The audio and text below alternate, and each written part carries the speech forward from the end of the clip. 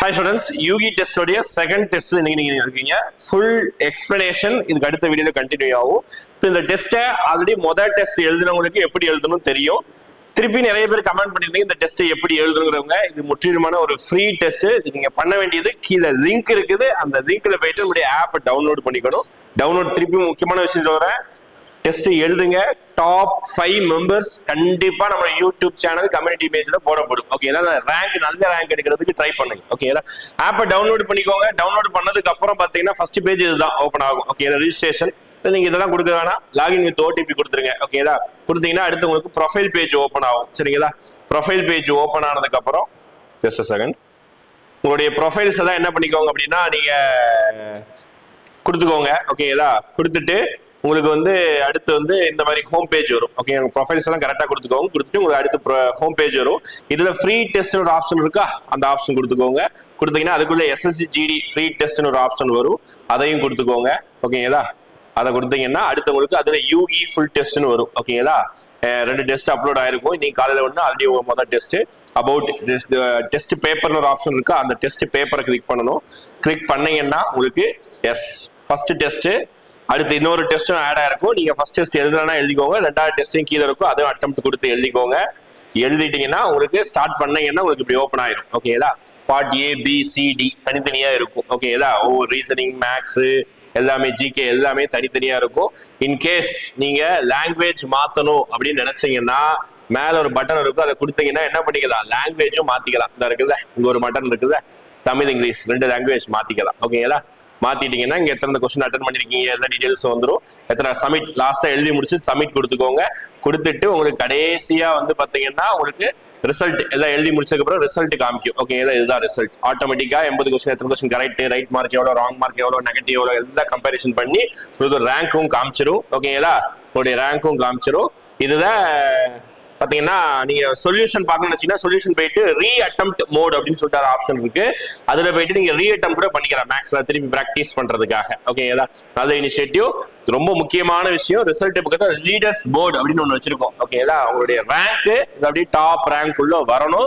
அதுக்கு ஏத்த மாதிரி எல்லாருமே எழுதுங்க, கம்பல்சரி ரேங்க் வருவீங்க நான் நம்புறேன். ஓகேங்களா, ஃபர்ஸ்ட் 5 ரேங்க்ஸ் வந்து கம்யூனிட்டி பேஜ்ல போடப்படும். அடுத்த டிஸ்கஷன் வருது, தவறாம ஸ்கிப் பண்ணாம ஒவ்வொரு டிஸ்கஷன் வீடியோ கரெக்டா பாத்துக்கோங்க. தேங்க்யூ. ஃபர்ஸ்ட் கேள்வி பாருங்க. 1017 அடி நீளமும் 1002 அடி அகலமும் கொண்ட ஓகேவா ஒரு செவ்வக முற்றம் ஒரே அளவிலான சதுர ஓடுகளை சரியாக பதிக்கப்பட வேண்டும். இந்த நோக்கத்திற்காக பயன்படுத்தக்கூடிய மிகப்பெரிய ஓட்டின் பக்கம் என்ன? Maximum size of the tiles, largest size of the tiles அப்படின்னு சொல்லியிருந்தாலே நம்ம கண்டுபிடிக்க வேண்டியது HCF. அப்ப இந்த கேள்விக்கு நம்ம என்ன மட்டும்தான் பண்ணோம், அது இவ்வளவு பெருசா கூட கொடுத்துருக்கட்டும். இந்த 2 மதிப்புகள், ஏன்னா இந்த கேள்வி இந்த 2 மதிப்பு தானே இருக்கு, இந்த 2 மதிப்புக்கான HCF கண்டுபிடிச்சிங்க அப்படின்னா உங்களோட ஆன்சர் வந்துடும். பார்க்கும்போதே ரொம்ப பெருசா இருக்கு, இதுக்கு என்ன பொதுவான வாய்ப்பாடுலாம் தெரியல, கஷ்டமா இருக்கு அப்படின்னா ரொம்ப ஒண்ணுமே யோசிக்காதீங்க. இந்த 2 நம்பருக்கும் வித்தியாசம் பாருங்க. 1017க்கும் 1002க்கும் வித்தியாசம் என்ன வரும்னு பாத்தீங்கன்னா 15. ஓகே, வித்தியாசம் எவ்வளவா இருக்கு? 15 இருக்கு. அப்ப இந்த 15 டிவைட் பண்ற மாதிரி ஆப்ஷன்ல என்ன இருக்கோ அதுதான் இந்த 2 நம்பரோட HCF. பாப்போமா? 5 டிவைட் ஆகும், 10 டிவைட் பண்ணாது, 16 டிவைட் பண்ணாது, 3 டிவைட் பண்ண. அப்போ இந்த 15 டிவைட் பண்ற மாதிரி ஆப்ஷன்ல 2 இருக்கு, 5 இருக்கு, 3 இருக்கு. அப்ப இதுல எது ஆன்சர்னு சொல்லணும் அப்படின்னா மோஸ்ட்லி மேக்சிமம். அப்ப இது 2த்துல எது பெருசோ அதுதான் நம்ம ஆன்சர்னு சொல்லுவோம். ஆனா கொஞ்சம் யோசிக்கணும். 5ன்னு சொல்றதுக்கு முன்னாடி 5ஆல இந்த 2 நம்பரும் டிவைட் ஆகுமான்னு பாக்கணும். கண்டிப்பா இதுவுமே 5ஆல டிவைட் ஆகாது. ஒரு நம்பர் 5ஆல டிவைட் ஆகலாம் கூட இதோட HCF கண்டிப்பா 5 கிடையாது. அப்ப பாத்தீங்க அப்படின்னா 3 தான் இந்த 2 நம்பரோட HCF. அந்த மேக்சிமம் டைல்ஸ், அந்த டைல்ஸோட சைஸ்மே பாத்தீங்கன்னா 3 அடி தான். ஆப்ஷன் D தான் நம்மளோட ஆன்சர். கேள்வி இவ்வளவு பெருசா இருந்தாலும் என்ன பண்ணணும்னு நம்ம தெரிஞ்சு பிராக்டிஸ் பண்ணோம் அப்படின்னா நம்மளோட ஆன்சர் அவ்வளவுதான். ஆப்ஷன் D தான், 3 feet தான் அந்த டைல்ஸோட சைஸ். HCF கண்டுபிடிக்கணும் சார், கண்டுபிடிச்சோன்னா அதுதான் உங்களோட ஆன்சர். ஓகேவா? ஓகே, அடுத்து பாருங்க 108 மற்றும் 198 HCF மீசிமா சாரி மீப்போவா கேக்குறாங்க. ஓகேவா, மீப்போவா வகுத்தி இல்ல காரணி மீப்போக்கான்னு கேட்பாங்க. ரெண்டுமே HCF தான். சரியா? சரி, என்ன பண்ணலாம்? பார்க்கும்போது வாய்ப்பாடு தெரிஞ்சுச்சுன்னா ஓகே, வாய்ப்பாடுலாம் தெரியல அப்படின்னா எப்பவும் போல டிஃபரன்ஸ் பாருங்க. 2 நம்பருக்கும் டிஃபரன்ஸ் என்ன வரும்? 90 டிவைட் பண்ற மாதிரி ஆப்ஷன்ல என்ன இருக்குன்னு பாருங்க. 34 டிவைட் பண்ணாது, 12 டிவைட் பண்ணாது, 98 அதை விட அதிகமா இருக்கு, டிவைட் பண்ண வாய்ப்பே இல்லை. ஓகேவா? அப்ப 18ன்றது மட்டும்தான் 90 டிவைட் பண்ணும். ஓகேவா? 5ங்களா 5 18 90. அப்ப கண்டிப்பா பாத்தீங்க அப்படின்னா இந்த ரெண்டு நம்பரோட HCF 18. வேற எதுவுமே இல்லை. HCF பொறுத்த வரைக்கும் இந்த டிஃபரன்ஸ் மெத்தட் ரொம்ப ரொம்ப யூஸ்ஃபுல்லா இருக்கும். டிஃபரன்ஸை பார்த்து அழகா அதை டிவைட் பண்ற மாதிரி ஆப்ஷன்ல என்ன இருக்கோ அதுதான் அந்த நம்பரோட HCF. ஈஸியா சொல்லிட்டு போயிட்டே இருந்தலாம். சரியா? சரி, ஓகே. அடுத்தது ஏ ஒரு வேலையை 32 நாட்களிலும் பி பாத்தீங்கன்னா 48 நாட்களிலும் செய்ய முடியும். அவர்கள் 8 நாட்கள் ஒன்றாக வேலை செய்கிறார்கள். பின்னாடி பாத்தீங்க அப்புறமாட்டு பாத்தீங்கன்னா ஏ போயிடுறாரு, ஏ போய்விடுகிறார். மீதமுள்ள வேலையில் 60% பி எவ்வளவு நேரத்தில் எவ்வளவு நாட்களில் முடிப்பார் அப்படின்னு கேள்வி. டோட்டல் கண்டுபிடிச்சிருவோமா? ஏ பாத்தீங்கன்னா 32 நாள்ல முடிப்பாரு, பி பாத்தீங்க அப்படின்னா 48 நாள்ல முடிப்பாங்க. நமக்கு எல்சிஎம் என்ன வரும்னு பாத்தீங்கன்னா இது ரெண்டுத்துக்கும் 96 வருமா? 2 முறை, இங்க பாத்தீங்கன்னா 3 முறை. ஓகே, அதுக்கடுத்து என்ன பண்ணலாம்னா 2 பேர் சேர்ந்து 8 நாள் வேலை செய்யறாங்க. 2 பேரும் சேர்ந்து ஒரு நாளைக்கு 5 வேலை செய்வாங்கன்னா அப்ப 8 நாளைக்கு 8 × 5 40 வேலையை முடிச்சுட்டாங்க. 40 வேலை என்ன பண்ணிட்டாங்க? முடிச்சுட்டாங்க. அப்ப மீதி பெண்டிங் என்ன இருக்குன்னு பாத்தீங்கன்னா 56 வேலை பெண்டிங், ரிமைனிங் ஒர்க், மீதி ஒர்க் இருந்திருக்கும். இப்ப இதுல 60% செய்யறதுக்கு பி எத்தனை நாள் ஆகுதுன்னு கேக்குறாங்க. அப்ப இந்த வேலையில முதல்ல 60% வேலை எவ்வளவுன்னு கண்டுபிடிக்கும். அப்ப இதுல 60% கண்டுபிடிக்கலாமா? 56ல 5.6 அப்படின்றது 10%. அது இன்ட்டு 6 பண்ணா 60% சொல்லிடலாமா? 6 6 36, மீதம் 1 30 33. அப்ப 56 வேலையில 60% வேலைன்றது 33.6 வேலை. இதை செய்யறதுக்கு தான் பிக்கு எத்தனை நாள் ஆகும்னு சொல்லி கேக்குறாங்க. அப்ப இந்த வேலையை செய்யறதுக்கு பிக்கு எத்தனை நாள் ஆகும்னு பார்க்கணும். பி பாத்தீங்கன்னா ஒரு நாளைக்கு எவ்வளவு செய்வார் நம்ம கண்டுபிடிச்சு வச்சிருக்கோம். 2 வேலை தான் செய்வார். அப்ப இவ்வளவு வேலையை செய்ய எத்தனை நாள் ஆகும்னு பார்க்கணும். கண்டிப்பா 2 ஆல் டிவைட் பண்ணலாமா? பண்ணா என்ன வரும்? ஒரு முறை 6 முறை வருமா? மீதி 1.8 சொல்லலாம். அப்ப 16.8 days ஆயிருக்கும். ஆப்ஷன் எல்லாமே பாத்தீங்கன்னா கலப்பு விடம், மிக்ஸ்டு ஃபிராக்ஷனா இருக்கு. ஆனா 16ல என்ன இருக்கு அதுதான் நம்மளோட ஆன்சர். பாத்தீங்க அப்படின்னா 16ல இது மட்டும் தான் இருக்கு. கண்டிப்பா ஆப்ஷன் பி மட்டும்தான். இல்ல இந்த 0.8 நான் பின்னமா மாத்தணும் அப்படின்னா இதை 8/10, ஏன்னா ஒரு ஸ்தானம் முன்னாடி புள்ளி இருக்கு, அப்ப கீழே 0 போட்டுக்கலாமா? அப்ப 4/5, அப்ப 16 × 4/5 days ஆயிருக்கும். பிக்கு அந்த 60% ஒர்க்கை முடிக்கிறதுக்கு. ஓகேவா? ஆப்ஷன் பி தான் நம்மளோட ஆன்சர். Okay, okay. அடுத்தது 15, 25, 40 மற்றும் 75 சரியாக வகுப்படும் மிகப்பெரிய 4 இலக்க எண் என்னன்னு சொல்லி கேட்கறாங்க. மெத்தட்லாம் போட்டா இந்த பேஜ் ஃபுல்லா ஃபில் ஆயிடும். நான் எதுவுமே போடாம டிவிசிபிள் ரூல் வச்சு ஆன்சர் பண்ணலாம்னு சொல்லிட்டு நம்ம எல்சிஎம் மொத்தமே பார்த்திருப்போம். சோ ஓகே, இங்க பாருங்க கொடுக்கப்பட்ட நம்பர். ஓகேவா? கொடுக்கப்பட்ட நம்பர்ல ஒரு நம்பர் 0ல எண்ட் ஆயிருக்கு. அப்ப கண்டிப்பா இதால டிவைட் ஆகணும் அப்படின்னா அந்த நம்பர் 0ல தான் முடிஞ்சிருக்கும். இதுவும் 0ல முடியல, இதுவும் 0ல முடியல. அப்ப இந்த 2 நம்பர் மட்டும் 0ல முடிஞ்சிருக்கு. அடுத்தது பாருங்களேன், 25 இருக்கு இல்லையா? 25ஆல ஒரு நம்பர் டிவைட் ஆகணும் அப்படின்னா லாஸ்ட் 2 டிஜிட்ல இருக்கக்கூடிய நம்பர் 25ஆல டிவைட் ஆகணும். 60ன்றது 25ஆல டிவைட் ஆகுமா அப்படின்னா ஆகாது. அப்ப கண்டிப்பா இந்த நம்பர் 25ஆல போக போறதுல இந்த நம்பர் 25ஆல போகும். 3 ஆப்ஷனுமே போயிடுச்சு. இந்த 1 தான் இருக்கு. மீதி எதுவுமே நம்ம செக் பண்ண வேணாம். ஆப்ஷன் டி தான் அவங்க கேட்கக்கூடிய அந்த மிகப்பெரிய 4 இலக்க எண். ஓகேவா? ஆப்ஷன் டி ஞாபகம் வச்சுக்கோங்க. ஓகேவா? எவ்வளவு டக்குன்னு முடிஞ்சிருச்சுன்னு பாருங்க. இதெல்லாம் ரொம்ப ரொம்ப லக்கியான கேள்வி. வந்ததுன்னா ரொம்ப சூப்பரா ஆன்சர் பண்ணிட்டு போயிடலாம். ரொம்ப ரிப்பீட்டடான டைப். ஓகேவா? அடுத்தது, பெட்ரோலின் விலை லிட்டருக்கு 85% அதிகரிக்கிறது. அதன் நுகர்வு சதவீதம் எவ்வளவு குறைக்கப்பட வேண்டும் மற்றும் அதன் செலவு 48% மட்டும் அதிகரிக்கும். செலவே அதிகரிக்காம இருக்கும் போது இது ஒரு டைப் பார்த்திருப்போம். ஆனா இங்க செலவு இன்க்ரீஸ் ஆகுது. செலவு என்ன பண்றாங்க? சேஞ்ச் பண்றாங்க. அப்ப இதை என்ன பண்ணணும்னா ஆல்ரெடி 100 ரூபாய் பிரைஸ் இருந்துச்சுன்னா இப்ப எவ்வளவு ஆயிட்டு இருக்கும்? 185 ரூபாய் பிரைஸ் ஆயிட்டு இருக்கும். சரி, ஓகே. இப்ப அவர்கிட்ட காசு எவ்வளவு மட்டும்தான் இருக்கு? ஆல்ரெடி 100 ரூபாய் எடுத்துட்டு போனாலும் இப்போ 148 ரூபாய் எடுத்து, ஏன்னா 48% இன்க்ரீஸ் பண்ணி எடுத்துட்டு போறாரு. இப்ப அவர் கையில இருக்கக்கூடிய காசு இதுதான். ஆனா அந்த பொருளோட விலை 185 ரூபாய். அப்ப அவரோட நுகர்வு அவர் எவ்வளவு குறைச்சிக்கணும் அப்படின்னா 148 ரூபாய் தான் கையில இருக்கு. அப்ப மீதி எவ்வளவுக்கான செலவு குறைச்சு? இது ரெண்டுத்துக்கான டிஃபரன்ஸ். ஓகேவா? டிஃபரன்ஸ் என்னன்னு பாருங்க. எடுத்தால் 35, 37 வருமா? 37 ரூபாய்க்கான பொருளை அவர் குறைச்சிக்கணும். ஓகே, அவரால் வாங்க முடியாது. ஏன்னா அவர்கிட்ட 37 ரூபாய் கம்மியா இருக்கு கையில. அப்ப அந்த 37 ரூபாய்க்கான நுகர்வு அவர் என்ன பண்ணிக்கணும்? குறைச்சிக்கணும். அவரோட பயன்பாட்டை அவர் என்ன பண்ணிக்கணும்? குறைச்சிக்கணும். ஓகேவா? அப்ப 37 ரூபான்னு தெரிஞ்சிருச்சு. அதை பர்சன்டேஜ்ல சொல்லணும் அப்படின்னா அந்த பொருளோட விலையை நம்ம என்ன பண்ணணும்? கீழே இருக்கணும். அப்ப 185 ரூபாய்க்கு 37 ரூபான்றது எவ்வளவு பர்சன்டேஜ்னு பாக்கலாம். சால்வ் பண்ணா என்ன வருதுன்னு பாக்கலாம். இது அடிச்சா 1/5ங்களா? அப்ப 1/5னா எவ்வளவு பர்சன்டேஜா இருக்கும்? 20%. அப்ப அவரோட நுகர்வை அவர் எவ்வளவு சதவீதம் குறைச்சிக்கணும்னு பாத்தீங்க அப்படின்னா 20% குறைச்சிக்கணும். ஓகேவா? ரொம்ப ரொம்ப ஒரு ஈஸியான டைப் தான். பொருளோட பிரைஸ் இப்ப என்னன்னு பாருங்க. அவர் கையில இப்ப எவ்வளவு காசு இருக்குன்னு பாருங்க. ஓகேவா? இப்ப அவரோட காசு 148 ரூபாய், 48% மட்டும் அதிகரிச்சு எடுத்துட்டு போறாரு. அப்ப 148 ரூபாய் எடுத்துட்டு போறாருன்றது ஆரம்பத்துல எல்லாத்துக்குமே ஸ்டார்டிங் 100 தான். பிரைஸ் 100 தான். அவர் பண்ணக்கூடிய செலவும் 100 தான். இப்ப பிரைஸ் 185 ரூபாய் ஆயிடுச்சு. அவரோட செலவு 148 ரூபாய் ஆயிடுச்சு. இப்ப அவரோட நுகர்வை எவ்வளவு குறைச்சிக்கணும் அப்படின்னா 37 ரூபாய்க்கான நுகர்வு அவர் என்ன பண்ணிக்கணும் குறைச்சிக்கணும். அப்ப எவ்வளவு சதவீதம் குறைச்சணும்னா 185 ரூபாய்க்கு அந்த பொருளோட இப்ப பிரைஸ் கீழே கொடுத்து இதுக்கு 37 ரூபாய் அவர் என்ன பண்ணிக்கணும் அவரோட கன்சப்ஷனை அவர் குறைச்சிக்கணும். அப்ப எவ்வளவு பர்சன்டேஜ் பாத்தீங்கன்னா 20% அவரோட கன்சப்ஷன் அவர் என்ன பண்ணிக்கணும் குறைச்சிக்கணும். ஆப்ஷன் சி தான் நம்மளோட ஆன்சர். ஓகேங்களா? சரி, ஓகே. ஆறாவது கேள்வி, இதுவுமே ரேஷியோல ஒரு ரிப்பீட்டடான பேட்டர்ன் தான். இந்த மாதிரி கொடுத்துட்டு A:B:C கேட்பாங்க. ஓகேவா? A:B:C கேட்பாங்க. ஓகேவா? இதுக்கு மேல என்ன பண்ணலாம்னு பாருங்க. ஏன் இங்க ஆப்ஷன்ல நெக்லெக்ட் ஆகுற மாதிரி இல்லை, நெக்லெக்ட் ஆகுற மாதிரி தான் இன்னொரு மெத்தட் கூட இருக்கு. ஆனா இங்க நம்ம அப்படியே போட்டலாம். ஓகேவா? ஏக்கு என்ன பண்ணுவோம், முதல்ல இதை வச்சு A, B ஃபில் பண்ணுவோமா, அந்த மாதிரியும் போடலாம். இல்ல அப்படின்னா மூணுமே சேர்த்து ஒரே கேள்வியில கூட போடலாம். சரி, ஓகே. ஏ வேணும்னா ஏ பக்கத்துல கூடிய நம்பரை விட்டு மீதி 2 நம்பர் எடுத்து ஏ இடத்துல ஃபில் பண்ணலாமா, 6 × 12. ஓகேவா? அடுத்து பி பக்கத்துல கூடிய நம்பரை விட்டு மீதி 2 நம்பர் எடுத்து பி ஃபில் பண்ணலாமா, 7 × 12. ஓகேவா? அடுத்து சி வேணும்னா சி பக்கத்துல கூடிய நம்பரை விட்டு மீதி 2 நம்பர் 7 × 6 கொடுக்கலாமா. ஓகேவா? இதுக்கு மேல நீங்க சால்வ் பண்ணா A:B:C கூட என்ன பண்ணிடலாம் நம்ம சொல்லலாம். ஓகே, இதுக்கு 3 மெத்தட் இருக்கு. 3 மெத்தட்ல அந்த கேள்விக்கு அங்க என்ன செட் ஆகுதோ அதை நம்ம யூஸ் பண்ற மாதிரி இருக்கும். சரியா? சோ ஓகே, சால்வ் பண்ணலாம். ஒரு முறை, இங்க 2 முறை, 2 முறை. சரியா? அடுத்து ஏதாச்சும் அடிக்க முடியுமா, எதுவும் அடிக்க முடியாது. 6 × 2 12, 7 × 14. இங்க என்ன மட்டும் இருக்குன்னா 7. அப்ப A:B:C 12 × 14 × 7. ஆப்ஷன் பி தான் நம்மளோட ஆன்சர். ஓகேவா? சரி, ஓகே. அடுத்தது, ஒரு கோட்டையில் 150 பேருக்கு 85 நாட்களுக்கான உணவு வழங்கப்பட்டது. அப்போ ஒரு கோட்டையில 150 பேர் சாப்பிட்டா 85 நாளைக்கு சாப்பிடுற அளவுக்கு ஃபுட்டு உள்ள வச்சிருக்காங்க, ஸ்டாக் வச்சிருக்காங்க. சோ ஓகே, 15 நாட்களுக்கு பிறகு 25 ஆண்கள் கோட்டையை விட்டு வெளியேறினர். அப்ப மீதமுள்ள உணவு எத்தனை நாட்களுக்கு நீடிக்கும் அப்படின்னு சொல்லி கேட்கிறாங்க.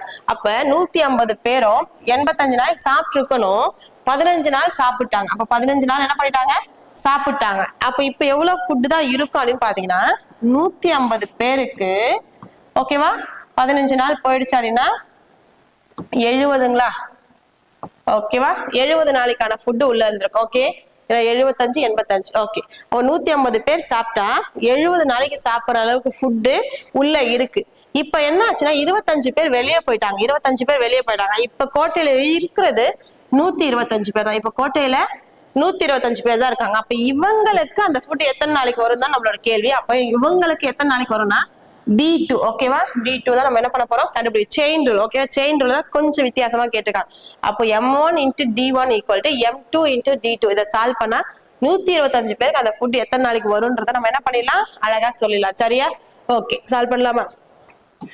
5 முறை, 6 முறையா, அதுக்கு மேல 1 முறை, 14 முறையா, 14 முறை. இப்ப இதுக்கு மேல பாருங்க, சால்வ் பண்ணலாமா? 60 ஒரு 24. ஓகே, 84 நாள். அப்ப D2 பாத்தீங்க அப்படின்னா 84 days.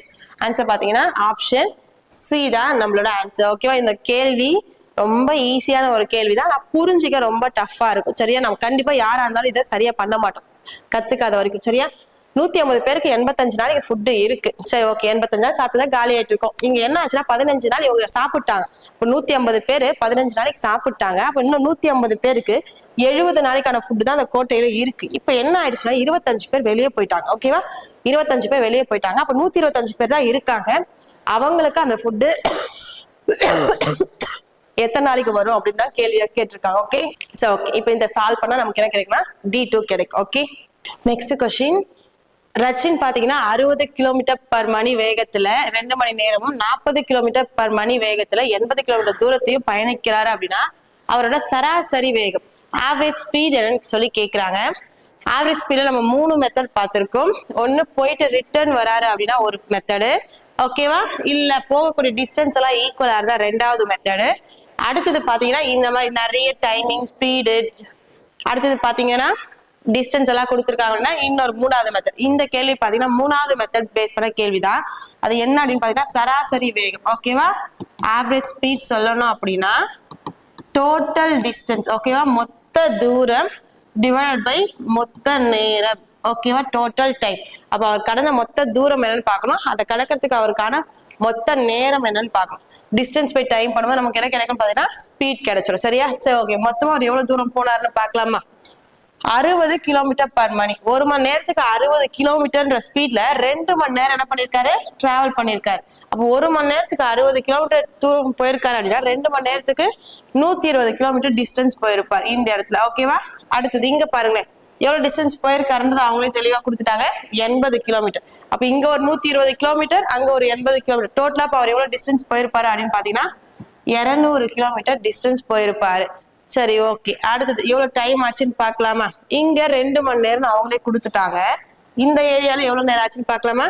ஒரு மணி நேரத்துக்கு 40 கிலோமீட்டர் போறாரு அப்படின்னா அப்ப 80 கிலோமீட்டர் போறதுக்கு அவருக்கு எவ்வளவு டைம் ஆயிருக்குன்னா 2 மணி நேரம். அப்ப டோட்டல் டைம் பாத்தீங்கன்னா 4 மணி நேரம். இங்க ஒரு 2 மணி நேரம், அங்க ஒரு 2 மணி நேரம். அப்ப டோட்டல் டைம் பாத்தீங்கன்னா 4 மணி நேரம். அப்ப இதை சால்வ் பண்ணா நமக்கு என்ன வரும்னு பாத்தீங்கன்னா 50 கிலோமீட்டர் பர் அவர்.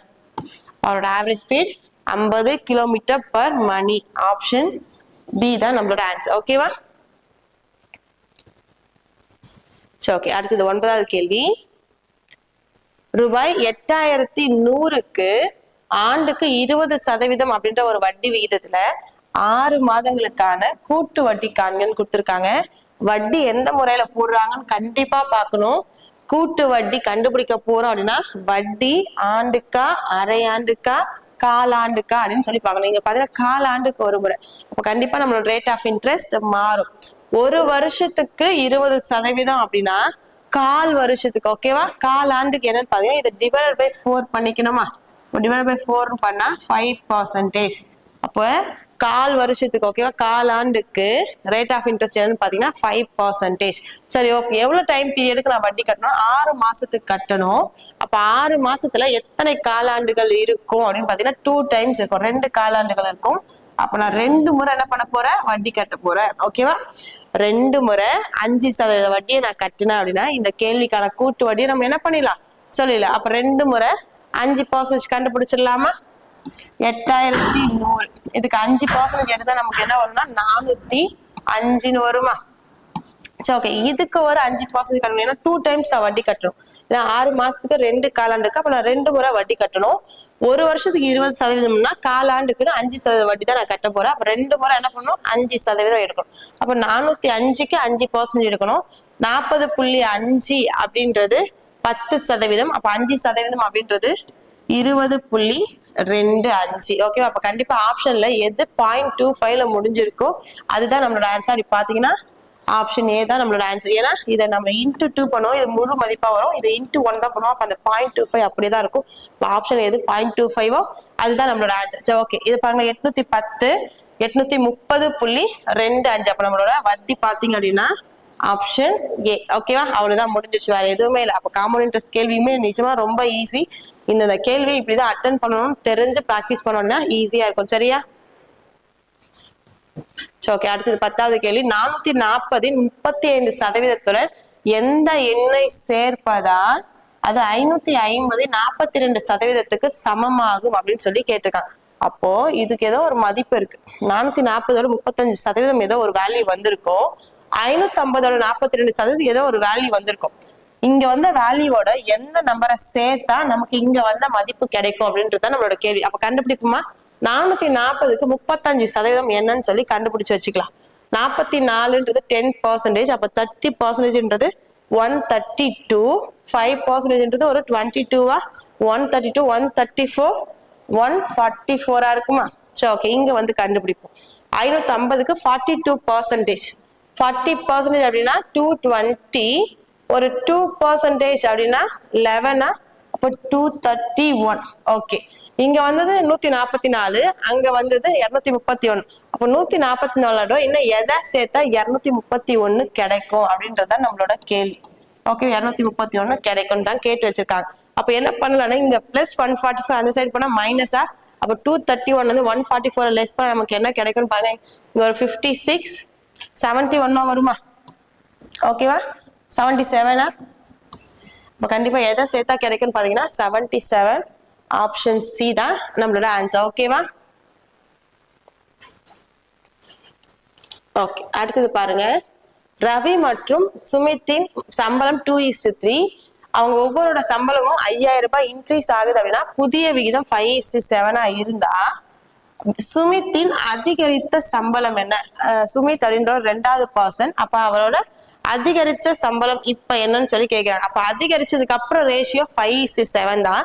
அப்ப இதுலயே 2வது பர்சன் தான் சுமித். அப்ப சுமித்தோட அதிகரிச்ச சம்பளம் 7 பங்கா இருக்கும். கண்டிப்பா அவரோட அதிகரிச்ச சம்பளம் 7ஆல டிவைட் ஆகுற மாதிரி தான் இருக்கும். ஆப்ஷன்ல ஒன்னே ஒண்ணு இருந்தா ஓகே, 2ஓ 3ஓ இருக்கும் நம்ம மெத்தட் போடலாம். சரியா?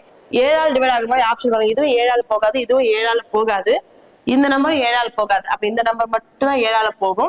அப்ப ஆப்ஷன் டி மட்டும் தான் நம்மளோட ஆன்சர். சரி, ஓகே. இத மெத்தட் படி போடணும்னா என்ன கேக்குறாங்களோ அதுக்கான ரேஷியோ ஃபர்ஸ்ட் எடுத்துக்கோங்க. அதிகரிச்ச சம்பளம் தான் கேட்கறாங்க. அப்ப அதிகரிச்சதுக்கு அப்புறம் ரேஷியோ 5:7 அதை ஃபர்ஸ்ட் எடுத்துக்கலாம். அதுக்கு அடுத்தது 2:3 உங்களோட ஆரம்ப சம்பளத்துக்கான விகிதம். ஓகேவா? இந்த 2 ரேஷியோவும் ஏன் சேஞ்ச் ஆச்சுன்னா 5,000 இன்க்ரீஸ் ஆனதுனால தான் சேஞ்ச் ஆச்சு. இப்போ 5,000 கீழே கொடுத்துடலாமா? சரி, ஓகே. அடுத்து டிஃபரன்ஸ் பார்ப்போமா? 15, 14 டிஃபரன்ஸ் 1, 10,000, 15,000. அப்ப டிஃபரன்ஸ் பாத்தீங்கன்னா 5,000. ஒரு பங்குன்றது 5,000, நமக்கு தேவை 7 பங்கு. அப்ப 7 × 5,000ன்றது 35,000. ஆப்ஷன் டி தான் ஆன்சரா இருக்கு. ஓகேவா? சரி, ஓகே. அடுத்தது 12வது கேள்வி. 7,000 அப்படின்ற தொகையை 1.5 வருஷத்துக்கு 20% ரேட் ஆஃப் இன்ட்ரெஸ்ட்ல முதலீடு செஞ்சாங்கன்னா வட்டி அரை ஆண்டுக்கு ஒரு முறை போடும்போது கூட்டு வட்டி என்ன? சரி, ஓகே. அப்போ அரை ஆண்டுக்கு வந்துட்டாலும் ரேட் ஆஃப் இன்ட்ரெஸ்ட் மாறுமா? ஒரு வருஷத்துக்கு 20%. அப்ப அரை வருஷத்துக்கு அப்படின்னா பாதிக்கு அப்படின்னா டிவைட் பை 2வா? இப்போ வட்டி விகிதம் பாத்தீங்கன்னா ½ இயருக்கு 10%. டைம் பீரியட் பாத்தீங்கன்னா 1.5 வருஷத்துக்கு வட்டி கட்டணும். அப்ப அரை வருஷத்துக்கு ஒரு முறை வட்டி கட்டணும் அப்படின்னா 1.5 வருஷத்துக்கு நான் எத்தனை முறை வட்டி கட்டிப்பேன் அப்படின்னா 3 டைம்ஸ் வட்டி கட்டிப்பேன். ஆமாவா? அப்ப நான் என்ன பண்ணணும் அப்படின்னா 3 முறை சதவீதம் கண்டுபிடிக்கணும். என்ன சதவீதம் கண்டுபிடிக்கணும்? 10%. ஏன்னா அரை வருஷத்துக்கு தான். அப்ப அரை வருஷத்துக்கான ரேட் ஆஃப் இன்ட்ரெஸ்ட் 10%. அப்ப 3 முறை 10% கண்டுபிடிக்கலாமா? 7,000 அசலு. இதுக்கு 10% அப்படின்னா 700. இதுக்கு ஒரு 10% அப்படின்னா 70. இதுக்கு ஒரு 10% அப்படின்னா 7 வந்துருச்சா? அடுத்தது × 3 × 3 × 1 அதுதான் பண்ணுவோம். 2100 ஒரு 210. அப்போ 2310 ஒரு 7. அப்ப 2317. இதுதான் 1.5 வருஷத்துக்கு இயருக்கு 20% ரேட் ஆஃப் இன்ட்ரெஸ்ட் இருந்தா கூட்டு வட்டியா இருந்திருக்கும். ஆப்ஷன் பாத்தீங்க அப்படின்னா ஆப்ஷன் டி தான் நம்மளோட ஆன்சர். ஓகேவா? ஓகே, நெக்ஸ்ட் கேள்வி பாருங்க. 13வது கேள்வி. 2 தொடர்ச்சியான இரட்டைப்படை இயல் எண்களின் வர்க்கங்களின் சராசரி 170 இருந்துச்சு அப்படின்னா அந்த 2 எண்களின் சராசரி என்னன்னு சொல்லி கேட்டிருக்காங்க. சரி, ஓகே. கண்டிப்பா அவங்க 2 இரட்டைப்படை நம்பர், அதுவும் அடுத்தடுத்த நம்பர்னு சொல்லிட்டாங்க. 2மே ஈவன் நம்பர்ஸ் தான். அந்த 2 நம்பருமே அடுத்தடுத்த நம்பர். அந்த 2 நம்பருமே என்னது? அடுத்தடுத்த ஈவன் நம்பர். அடுத்தடுத்த ஈவன் நம்பர். அந்த 2 நம்பரையும் ஸ்கொயர் பண்ணி நீங்க ஆவரேஜ் கண்டுபிடிச்சீங்கன்னா உங்களுக்கு ஆவரேஜ் 117 வரும் அப்படின்னா அப்ப அந்த 2 நம்பருக்கான ஆவரேஜ் என்ன அப்படின்னு சொல்லி கேட்கறாங்க. சரி, ஓகே. கண்டிப்பா நமக்கு தெரியும். இப்ப சப்போஸ் அந்த நம்பர் 1 10 இன்னொரு நம்பர் 12 இருந்துச்சு அப்படின்னா அப்ப அந்த 2 நம்பர், ஏன்னா இது 2 நம்பரும் அடுத்தடுத்த ஈவன் நம்பர்ஸ், அடுத்தடுத்த இரட்டைப்படை எண்கள். அப்ப இது ரெண்டுத்துக்குமே சராசரின்றது கரெக்டா எங்க இருந்திருக்கும் அப்படின்னா நடுவுல இருந்திருக்கும். அப்ப இது ரெண்டுத்துக்கும் நடுவுல இருக்கக்கூடிய நம்பர் 11. அப்ப இந்த 2 நம்பர் தான், அந்த 2 நம்பரா இருந்தா சராசரி என்னவா இருந்திருக்கும்?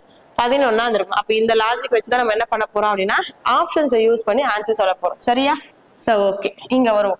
அந்த நம்பர் 17 இருக்குன்னு நம்ம எடுத்துக்கிட்டோம் அப்படின்னா இன்னொரு நம்பர் ஃபர்ஸ்ட் நம்பர் 18 இருந்திருக்கும். அடுத்த நம்பர் என்னவா இருந்திருக்கும்னு பாத்தீங்கன்னா 20 இருந்திருக்கும். ஆமாவா? சாரி, அந்த நம்பர் 17 இருந்தா இந்த இடத்துல 18 இருந்திருக்கும். இந்த இடத்துல பாத்தீங்கன்னா 19 இருந்திருக்கும். ஆமாவா? இந்த இடத்துல என்ன வந்திருக்கும்னு பாத்தீங்கன்னா சாரி, ஓகே, முன்னாடி பின்னாடி தானே பார்க்கணும். அப்போ இந்த நம்பர் 17 இருக்காதுன்னா இந்த பக்கம் என்ன இருந்திருக்கும்? 16 இருந்திருக்கும். இந்த பக்கம் பாத்தீங்கன்னா 18 இருந்திருக்கும். ஓகே, இது ரெண்டையும் ஸ்கொயர் பண்ணி வரக்கூடிய வேல்யூக்கு ஆவரேஜ் எடுத்தா நமக்கு என்ன வரணும்? 117 வரணும். சரி, ஓகே. இந்த ரெண்டுத்துக்கும் ஸ்கொயர் பாத்தீங்கன்னா இது பாத்தீங்கன்னா 256. அடுத்தது பாத்தீங்க அப்படின்னா 289, 324ங்களா? சரி, ஓகே. இதை நம்ம சால்வ் பண்ணணும். ஓகேவா? இது சால்வ் பண்ணி டிவைடட் பை 2 பண்ண நமக்கு கரெக்டா 170 வருமானு பார்த்தா கண்டிப்பா இல்ல 500. அப்ப கண்டிப்பா 250 அபோவா போயிடும். அப்ப கண்டிப்பா இதுவுமே நம்மளோட ஆன்சர் கிடையாது. ஓகேவா? இதே மாதிரி ஒரு ஆப்ஷனை நம்ம என்ன பண்ணணும் அப்படின்னா செக் பண்ணணும். சோ ஓகே, அந்த நம்பர் 15 இருக்குமோ, 15 தான் ஆவரேஜ் இருக்குமோன்னு பாக்க. அப்ப இன்னொரு நம்பர் 14 இருக்கும், இன்னொரு நம்பர் 16 இருக்கும். இது பாத்தீங்க அப்படின்னா 196, 256, 196, 256. அப்போ இதனோட ஸ்கொயர்ஸ் ஆட் பண்ணி ஆவரேஜ் கண்டுபிடிச்சா நமக்கு என்னன்னு வரணும் 117 வரும். வருமானு பாருங்க. ஃபர்ஸ்ட் क्वेश्चन பார்க்கலாமா? ஃபர்ஸ்ட் क्वेश्चन பாருங்க. செபி மித்ரா தமிழையும் காமிச்சேன். செபி மித்ரா பிளாட்ஃபார்ம் லான்ச்டு எதுக்காக அப்படிங்கிற பிரைமரி ஃபார் வாட்? ஓகேங்களா, சமீபத்தில் தொடங்கிய செபி மித்ரா தளம் முதலீட்டாளர்களுக்கு எந்த வகையில் உதவுவதை முதன்மையாக கொண்டுள்ளது. இப்போ இந்த கொஸ்டின் பத்தி சுத்தமா தெரியலன்னு கூட வச்சுக்கோங்க. செபி இதை பத்தி நான் போன ஃபுல் டெஸ்ட்லயே பேசியிருப்பேன். செபிங்கிறதுக்காக stock exchange security exchange bureau of India. Okay, அந்த ஸ்டாக் மார்க்கெட் சம்பந்தமான விஷயம். அப்ப அந்த ஸ்டாக் மார்க்கெட் சம்பந்தமா கீழே என்ன ஆப்ஷன்ஸ் இருக்குங்கிறத சூஸ் பண்ண கூட போதும். ஓகேங்களா, இப்படி சூஸ் பண்ணிக்கோ. ஓகேங்களா, இப்ப ஆன்லைன் பங்கு வர்த்தகம் மேபி இருக்கலாம். வரி தாக்கல் கண்டிப்பா கிடையாது. ஓகேங்களா, கடன் ஒப்புதல் கடனுக்கு சம்பந்தம் கிடையாது. எலிமினேட். செயலற்ற மியூச்சுவல் ஃபண்ட் போலியோக்களை கண்டறிதல். இந்த ரெண்டுல ஏதாவது ஒண்ணுதான் இருக்கும். ஆன்சர் வந்து செயலற்ற, அதாவது மியூச்சுவல் ஃபண்ட். ஓகேங்களா, அந்த மியூச்சுவல் ஃபண்ட் இருக்குள்ள யாராவது ஒருத்தவங்க மியூச்சுவல் ஃபண்ட் போட்டிருப்பாங்க, அதுக்கப்புறம் கண்டுக்கிடாம விட்டுருப்பாங்க, அது இன்ஆக்டிவேட் ஆயிருக்கும். அதை வந்து திருப்பி மீட்டு கொண்டு வருவதற்காக தான் இந்த செபி மித்ரா அப்படிங்கிற ஒரு தளம், ஒரு போர்ட்டலை வந்து கொண்டு வந்திருக்காங்க. ரொம்ப முக்கியம், நோட் பண்ணி வச்சுக்கோங்க. ஏன்னா எக்ஸாம்ஸ்ல வந்து சென்ட்ரல் கவர்மெண்ட் எக்ஸாம்ல இந்த மாதிரி போர்ட்டலை வச்சு கேள்வி கேட்பாங்க. பாருங்க, போர்ட்டல். ஓகேங்களா, இந்த மாதிரி போர்ட்டல் பிளாட்ஃபார்ம் இதை வச்சு கேட்பாங்க. ஓகே, எல்லாம் நிறைய பிளாட்ஃபார்ம் இருக்கு. அது இது ஒண்ணு செபி சம்பந்தமா. அடுத்து பாருங்க, ஸ்ட்ராட்டஜிக்கு சம்பந்தமான ஒரு கொஸ்டின். இம்பார்ட்டன்ட் டேஸ்ல நேஷனல் சயின்ஸ் டே எந்த முக்கிய அறிவியல் கண்டுபிடிப்பை நினைவு கூறும் வகையில் பிப்ரவரி 28 அன்று இந்தியாவில் தேசிய அறிவியல் தினம் கொண்டாடப்படுகிறது. ஓகே, என்னைக்கு தேசிய தினம் கொண்டாடுறாங்க அவங்களே சொல்லிட்டாங்க, பிப்ரவரி 28. அப்ப எதை கண்டுபிடிச்சதுனால நமக்கு தெரியும். இதை நம்ம ஒரு சில பேர் ஃபர்ஸ்ட் தப்பா நினைச்சிருப்போம். ஓகேங்களா, சர் சி.வி. ராமனுடைய பிறந்தநாளதான் நம்ம சயின்ஸ் டேவா கொண்டாடுறோம் நினைச்சிட்டு இருப்பீங்க. தப்பு. இப்போ நினைச்சிட்டு இருந்தா கூட அப்படி கிடையாது. அவர் கண்டுபிடிச்ச ராமன் விளைவு அதை எப்ப கண்டுபிடிச்சாரோ அந்த டேட்டுல தான் நம்ம என்ன கொண்டாடுறோம் அப்படின்னு பாத்தீங்கன்னா தேசிய அறிவியல் தினம் கொண்டாடுறோம். இதே மாதிரி யாருடைய பிறந்தநாள் என்னதான் கொண்டாடுறது கொஞ்சம் ஞாபகம் வச்சுக்கோங்க. ஓகேங்களா, ஃபர்ஸ்ட் வந்து பாத்துக்கிட்டீங்கன்னா அவரு நம்ம புள்ளியியல் தினம். ஓகேங்களா, யாருடைய தினம்? பிசி மகானோபிஸ் அவருடைய பிறந்தநாள கொண்டாடுறோம். அதுக்கப்புறம் விவசாய தினம். ஓகேங்களா, சரண் சிங் அவருடைய பிறந்தநாள கொண்டாடுறோம். அந்த மாதிரி ஒவ்வொருத்தருடைய பிறந்தநாள்ல என்ன தினம் கொண்டாடுறது ஞாபகம். தேசிய கல்வி தினம், நேஷனல் எஜுகேஷன் டே வந்து அப்துல் கலாம் ஆசாத் அவருடைய பிறந்தநாள கொண்டாடுறோம். ஓகேங்களா, நெக்ஸ்ட் கொஸ்டின் போலாமா? நெக்ஸ்ட் கொஸ்டின் பாருங்க. யுனெஸ்கோ பத்தி ஒரு பெரிய கொஸ்டின்.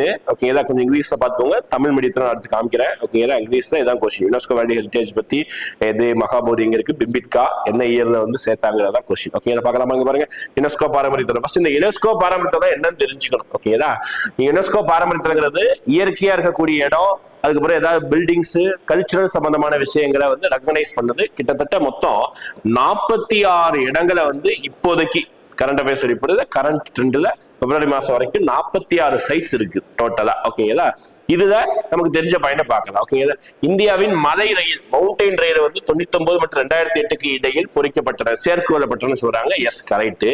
மகாபோதி வளாகம் உத்தரப்பிரதேசத்தில் அமைந்துள்ளது சொல்றாங்க. தப்பு. ஓகேங்களா, மகாபோதி நீ ஹிஸ்டரி படிச்சா கூட தெரிஞ்சிருக்கும் நம்ம சப்ஜெக்ட்ல. ஓகேங்களா, மகாபோதி நினைவுபடுத்தி பாருங்க. புத்தரோட இடத்துல போயிட்டு போதி மரத்துல போய் அரச மரத்து அடியிலே அப்படி சொல்லி ஆரம்பிச்சிருப்போம். உடனே புஷ்பலதா அடியிலே சொல்லக்கூடாது.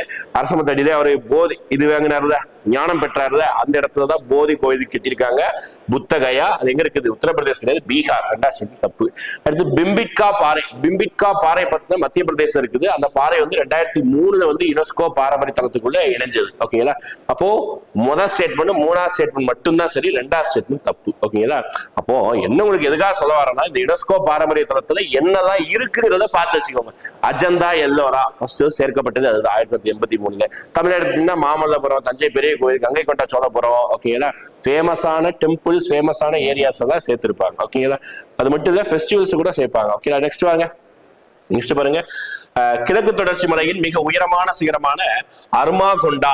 ஓகேங்களா, ஜெயகடா அப்படின்னு வாசிடாதீங்க இத. ஓகேங்களா, இது என்னது? ஜிந்தகடா. ஓகேங்களா, சிகரம் எந்த மாநிலத்தில் அமைந்துள்ளது? ஓகேங்களா, அப்ப 2 சிகரம் ஞாபகம் வச்சுக்கணும் எப்பவுமே. ஓகேங்களா, ஒண்ணு வந்து நம்ம சவுத் இந்தியாவை பொறுத்து நார்த் இந்தியாவில இமயமலை நமக்கு தெரியும். ஒண்ணு எவரெஸ்ட் வேர்ல்டு ஃபுல்லா. இந்தியா எடுத்துக்கிட்டீங்கன்னா K2 அப்படி இல்லையா, கஞ்சன்ஜங்கா அப்படி நிறைய விஷயத்த சொல்லுவோம். இங்க வந்து பாத்தீங்கன்னா இந்த சைடு ஓகேங்களா, west side Western Ghats, east side கொஞ்சம் விட்டு தான் இருக்கும் ஈஸ்டர்ன் காட்ஸ். இந்த ரெண்டுலையும் பீக் பாயிண்ட் தெரிஞ்சுக்கணும். ஓகேங்களா, வெஸ்டர்ன் காட்ஸ் மேற்கு தொடர்ச்சி மலையில பீக் பாயிண்ட் என்ன அப்படின்னு பாத்துக்கிட்டீங்கன்னா உங்களுக்கு வந்து ஆனைமுடி சிகரம். அதுதான் உயரமான சிகரம் ஆனைமுடி. ஓகேங்களா? அதே இது ஈஸ்டர்ன் காட்ஸ் கிழக்கு தொடர்ச்சி மலையில பீக் பாயிண்ட் உயரமான சிகரம் எது கேட்டாங்கன்னா அவங்களே சொல்லிட்டாங்க அருமகொண்டா, அதாவது ஜிந்தகாடா சிகரம் சொல்றாங்க. அது எங்க இருக்குன்னு கேக்குறாங்க. அவர்தான். இப்போ லாஜிக்கா யோசிக்க வெஸ்டர்ன் காட்ஸ் எங்கெல்லாம் பாயுது? தமிழ்நாடு, ஆந்திரா, அப்படியே நேரா போனா இந்த சைடு ஒடிசா பாயும். ஆப்ஷன் எலிமினேட் பண்ணிக்கோயே. மேற்கு வங்காளம் வரைக்கும் கிடையாது, அடிச்சு விட்டுரு. ஓகேங்களா? ஒரு ஆப்ஷன் எலிமினேட் பண்ணிக்கலாம். பாரு 4ல உனக்கு 3 போச்சு. ஓகே சார், 4ல ஒரு ஆப்ஷன் போச்சு, மீதி 3 தான் செலக்ட் பண்ண போறேன். இப்போ நம்ம மேபி தமிழ்நாட்டுல இந்த மாதிரி சிகரம் இருந்தா நமக்கு எங்கேயாவது கண்டிப்பா கேள்விப்பட்டிருப்போம். தமிழ்நாட்டுல பாருங்களேன், இந்த பேர் என்னது, மேற்கு தொடர்ச்சி மலையில சேர்வராயன் மலை, கல்வராயன் மலை, இந்த மாதிரிதான் நம்ம கேள்விப்பட்டிருப்போம். இதான் கேள்விப்பட்டிருப்ப தமிழ்நாடே அடிச்சு விட்டுறலாம் நமக்கு தெரிஞ்சதுனால. கொஸ்டின் இப்படி வந்ததுனால அப்ப இதுவா கொஸ்டின். அப்ப ஆன்சர் வந்து ஆந்திர பிரதேசம். நான் திருப்பியும் சொல்றேன், உனக்கு எக்ஸாம்ல போயிட்டு 4 ஆப்ஷன்ல 2 ஆப்ஷன் எலிமினேட் பண்ற மாதிரி ஒரு வாய்ப்பு கிடைச்சதுன்னா மீதி 2ல ஏதாவது ஃப்ளூக்ல கூட அடிச்சுட்டு வந்துரு.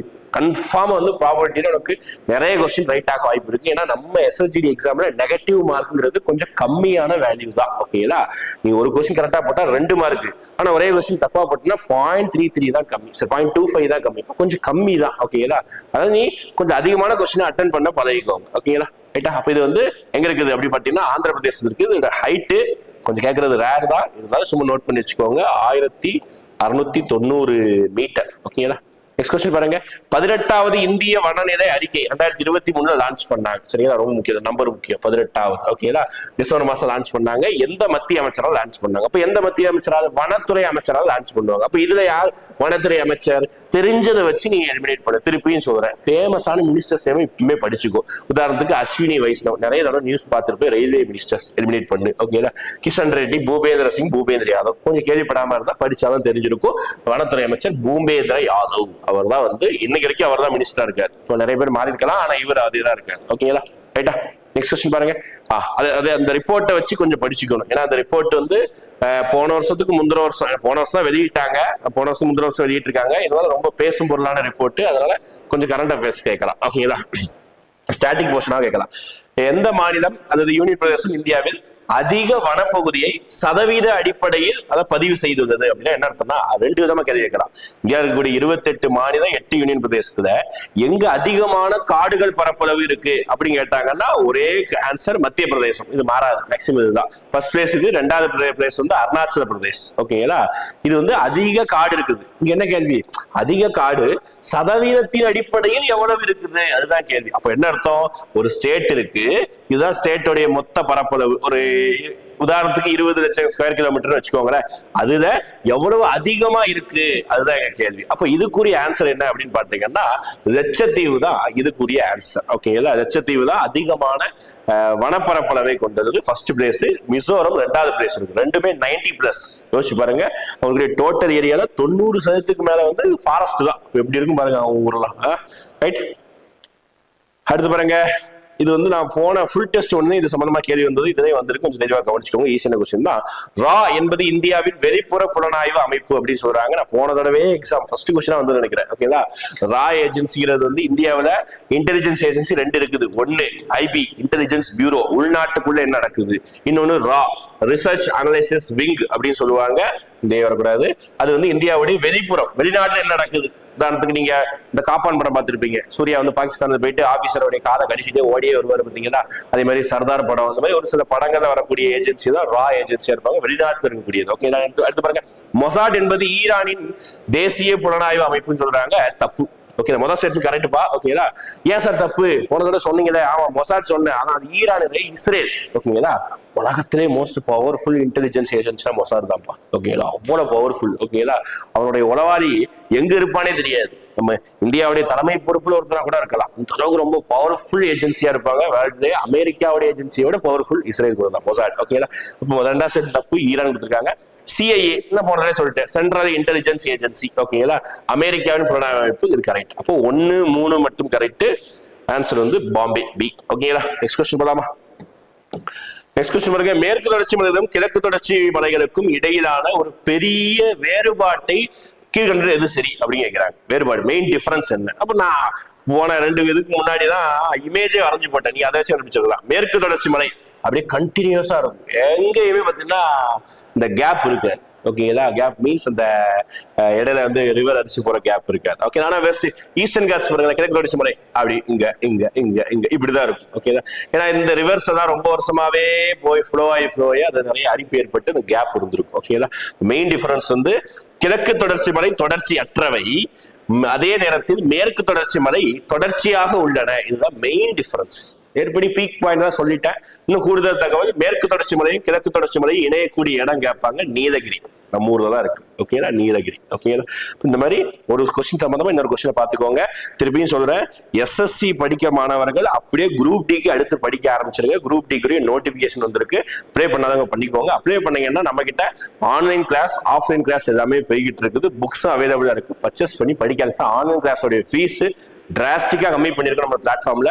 1299 1299 ரூபா மட்டும் தான் ஆன்லைன் கிளாஸஸ். ஓகேங்களா, ரைட்டா. அடுத்து பாருங்க, செய்தி நிறுவனங்கள் பற்றிய பின்வரும் கூற்றுகளை கவனியுங்கள். ஓகேங்களா, ஏபி அசோசியேட் பிரஸ் அமெரிக்காவுடைய சொந்தமானது, கரெக்ட் தான். ஏபிங்கிறது ஏஎஃப்பி ஜெர்மனி சம்பந்தமானது, தப்பு. ஓகேங்களா, ஜெர்மனிக்கு வந்து ஜெர்மனி பிரஸ் ஏஜென்சி சம்திங் வருது, அந்த கண்ட்ரியோட நேம்லயே வருது. ஓகேங்களா, ஏஎஃப்பி தப்பு. பிடிஐ வந்து இந்தியாவுடைய தேசிய செய்தி நிறுவனம், எஸ் கரெக்ட் தான். பிரஸ் ட்ரஸ்ட் ஆஃப் இந்தியா அப்படின்னு சொல்றாங்க, எஸ் கரெக்ட் தான். இங்கேயும் 1, 3 மட்டும் தான் சரி, சி. ஓகேங்களா, இது வந்து நியூஸ் ஏஜென்சி. இதெல்லாம் ஸ்டாட்டிக் ஜிகே மாதிரி படிச்சுக்க வேண்டியதான். ஓகேங்களா, திருப்பி யுனெஸ்கோ பத்தி ஒரு சின்ன ஒரு கொஸ்டின் தமிழ் மீடியம் காமிச்சிடுறேன்.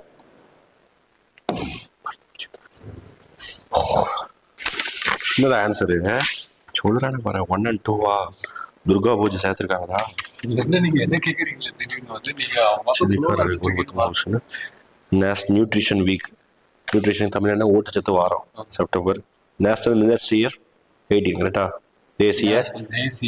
தேசியம் வந்து ஃபர்ஸ்ட் வந்துரும். அதுக்கப்புறம் தேசிய திரையாண்டு அதான் 2018. அப்புறம் வந்து 24.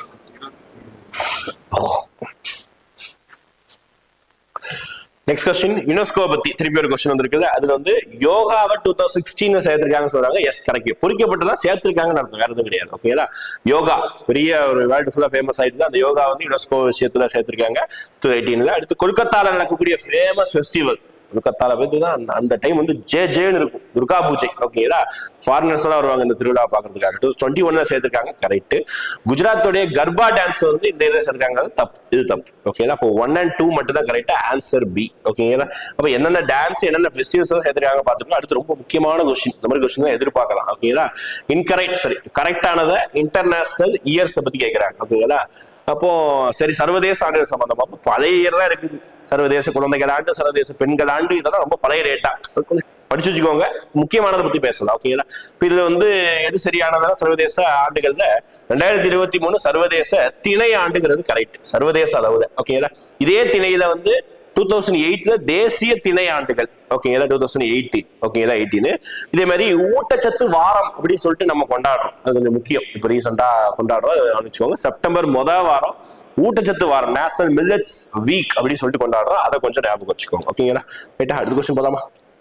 அடுத்த கொஸ்டின், இதுவே இந்தியாவின் 2வது பெரிய உப்பு ஏரி, சரி உப்பு நீர் தாடகமான புலிக்காட்டு ஏரி எந்த 2 மாநிலங்களில் எல்லையில் அமைந்துள்ளது? நான் சொல்றேன்ல, ஏரிகளை பொறுத்த வரைக்கும் செலக்டிவா ஒரு 12-15 ஏரி தான். ஓகேங்களா, புலிக்காட்டு, சிரிக்கா, சாம்பாரு, அந்த சைடு இந்த சைடு வேம்பநாடு, ஊழரு, செலக்டிவா இருக்கும். ஓகே, அந்த ஏரி எங்கெங்க இருக்குன்னு சொல்லிட்டு மேப்பை பார்த்து படிச்சா இதெல்லாம் ஈஸி.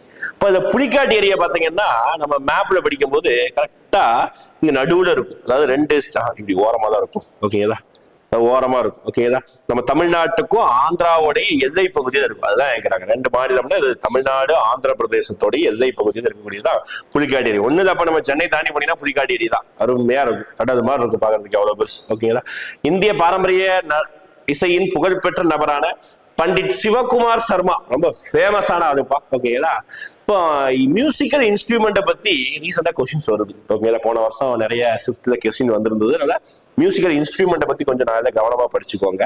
அது வந்து பண்டிட் சிவகுமார் சர்மா வந்து பாத்தீங்கன்னா என்ன மியூசிக்கல் இன்ஸ்ட்ருமெண்ட் வாசிக்கிறார்? சந்தூர்.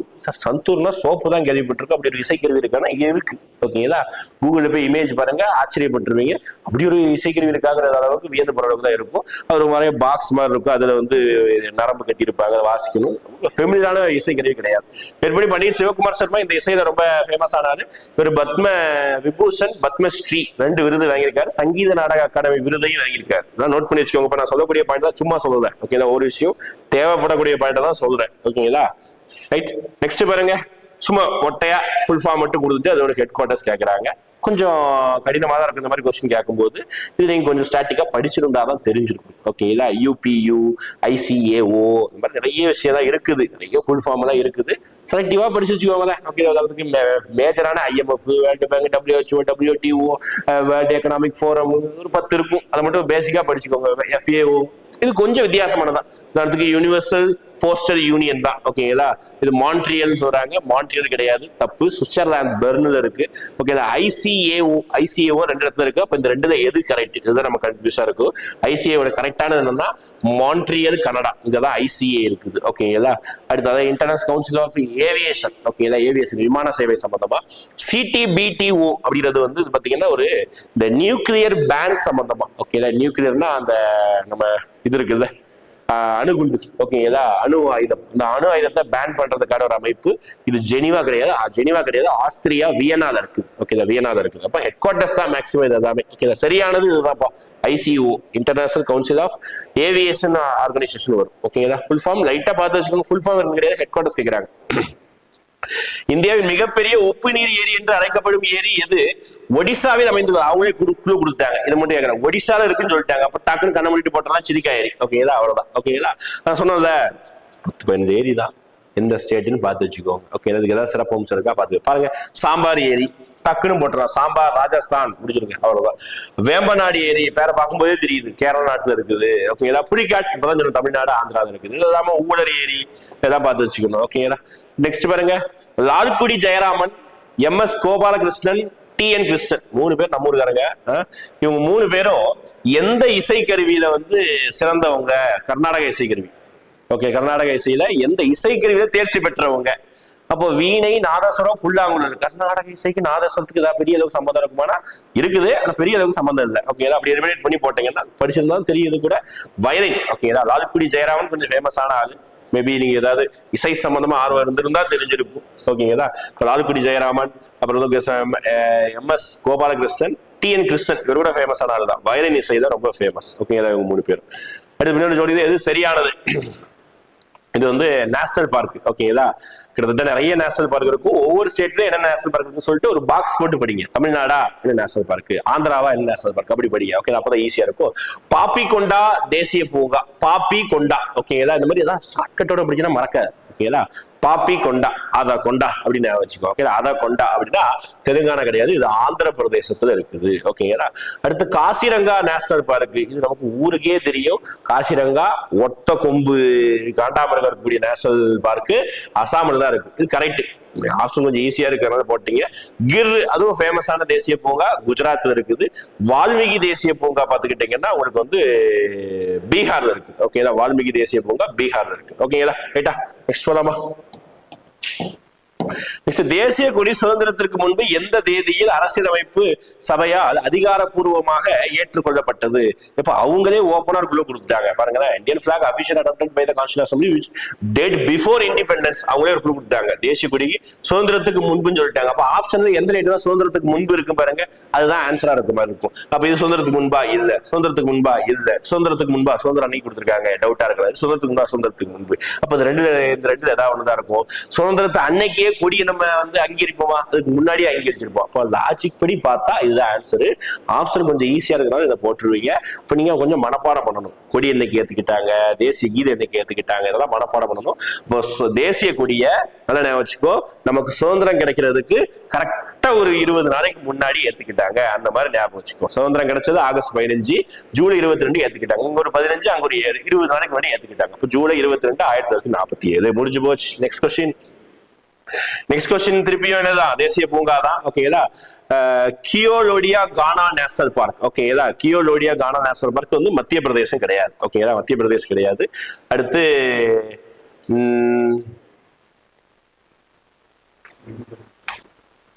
இல்ல, அது கியோலோடா கூட கரெக்ட் நினைக்கிறேன். ஆன்சரோ அஹமதாபாத். அது வந்து ராஜஸ்தான். இது வந்து பந்திப்பூர் ஆந்திரா. இது வந்து வெஸ்ட் பெங்கால். லாஸ்ட் 20 அடுத்த கொஸ்டின் பாருங்க 19 கொஸ்டின். இது நேஷனல் பார்க் சம்பந்தமான ஒரு கொஸ்டின். ஜிகே ரொம்ப முக்கியம். அதுல வந்து கியோலோடா கானா தேசிய பூங்கா வந்து பாத்தீங்கன்னா மத்திய பிரதேசம் கிடையாது, ராஜஸ்தான். ஓகேங்களா, ராஜஸ்தான் அமைந்துள்ளது தேசிய பூங்கா. நம்தாபா தேசிய பூங்கா அருணாச்சல பிரதேசம் இருக்கு. நம்ம அருணா அப்படின்னு வச்சுக்கோங்க, நம்ம அருணா அப்படின்னு வச்சுக்கோங்க. நம்தாபா அருணாச்சல பிரதேசத்துல இருக்குது. ஓகே, இதுதான் ஆன்சர் கரெக்ட். அடுத்த கொஸ்டின் பார்த்தா பந்திப்பூர் கேரளா கிடையாது, கர்நாடகா. கர்நாடகால அதிகமா பந்து பண்ணுவாங்கப்பா, அவ்வளவுதான், முடிஞ்சு போச்சு. ஓகேங்களா. பக்சா தேசிய பூங்கா பாத்துக்கிட்டீங்கன்னா அஸ்ஸாம் கிடையாது, வெஸ்ட் பெங்கால். ஓகேதா, வெஸ்ட் பெங்கால். ஓகேதா, மேற்கு வங்காளத்துல இருக்குது. ஓகேதா, ரைட்டா. அப்ப ஆன்சர் வந்து பார்த்தோம்னா நம்தாபா அருணாச்சல பிரதேசம். அடுத்து பாருங்க, மியான்மரின் மிக நீளமான ஐராவதி நதி முதன்மையாக எந்த நாட்டின் வழியாக பாய்கிறது? ஐராவதி, எரவாடி அப்படின்னு சொல்லுவாங்க, தமிழ்ல சொல்லும் போது ஐராவதி அப்படின்னு வருது. அப்போ அவங்களே சொல்லிட்டாங்க மியான்மர்ல மிக நீளமான நதி அப்படின்னு சொன்னா எங்கதான் பாய போகுது? மியான்மர்ல தான் பாயக்கூடிய ஒரு நதி. அதிகபட்சமா மியான்மர்ல தான் பாயும். இரவாடி நதி வந்து 2-3 கண்ட்ரியில பாய்ஞ்சாலும் இந்த மியான்மர்ல தான் பாயும். ஓகேங்களா, ரைட். 20 கொஸ்டின் தான் டிஸ்கஸ் முடிச்சிருக்கோம். அடுத்தடுத்த டிஸ்கஷனும் தொடரும். இதுக்கு முன்னாடி கொஞ்சம் முடிஞ்சிருக்கும். டெஸ்ட் டிஸ்கஷன் படிச்சுக்கோங்க. அடுத்த டெஸ்ட்டுக்கு கன்ஃபார்ம் கொஸ்டின்ஸ் இருக்கும், கன்ஃபார்ம் வீடியோ வரும், கன்ஃபார்ம் ஃபாலோ பண்ணிக்கோங்க. தேங்க்யூ. ஸோ இப்போ நம்ம ஃபஸ்ட்டு கொஷின் பார்ப்போம். ஸோ ஃபஸ்ட்டு கொஷின் என்னன்னு சொல்லிட்டு பார்த்தீங்கன்னா, ஸோ நான் ஆல்ரெடி ஃபஸ்ட்டு டெஸ்ட்லேயே வந்து இந்த ஃபுல் கொஷின்ஸை படித்து காமிச்சிருக்கேன். ஸோ நம்ம இனிமேல் வந்து ஃபுல் கொஷின்ஸை படிச்சுட்டு இருக்கக்கூடாது. அந்த கொஷினில் என்ன கேட்குறாங்க அப்படின்னு சொல்லிட்டு பார்த்துட்டு டேரெக்டாக கொஷினுக்கு போயிடணும். ஓகேவா. ஸோ இப்போ இதில் என்ன கேட்குறாங்க? எரர்.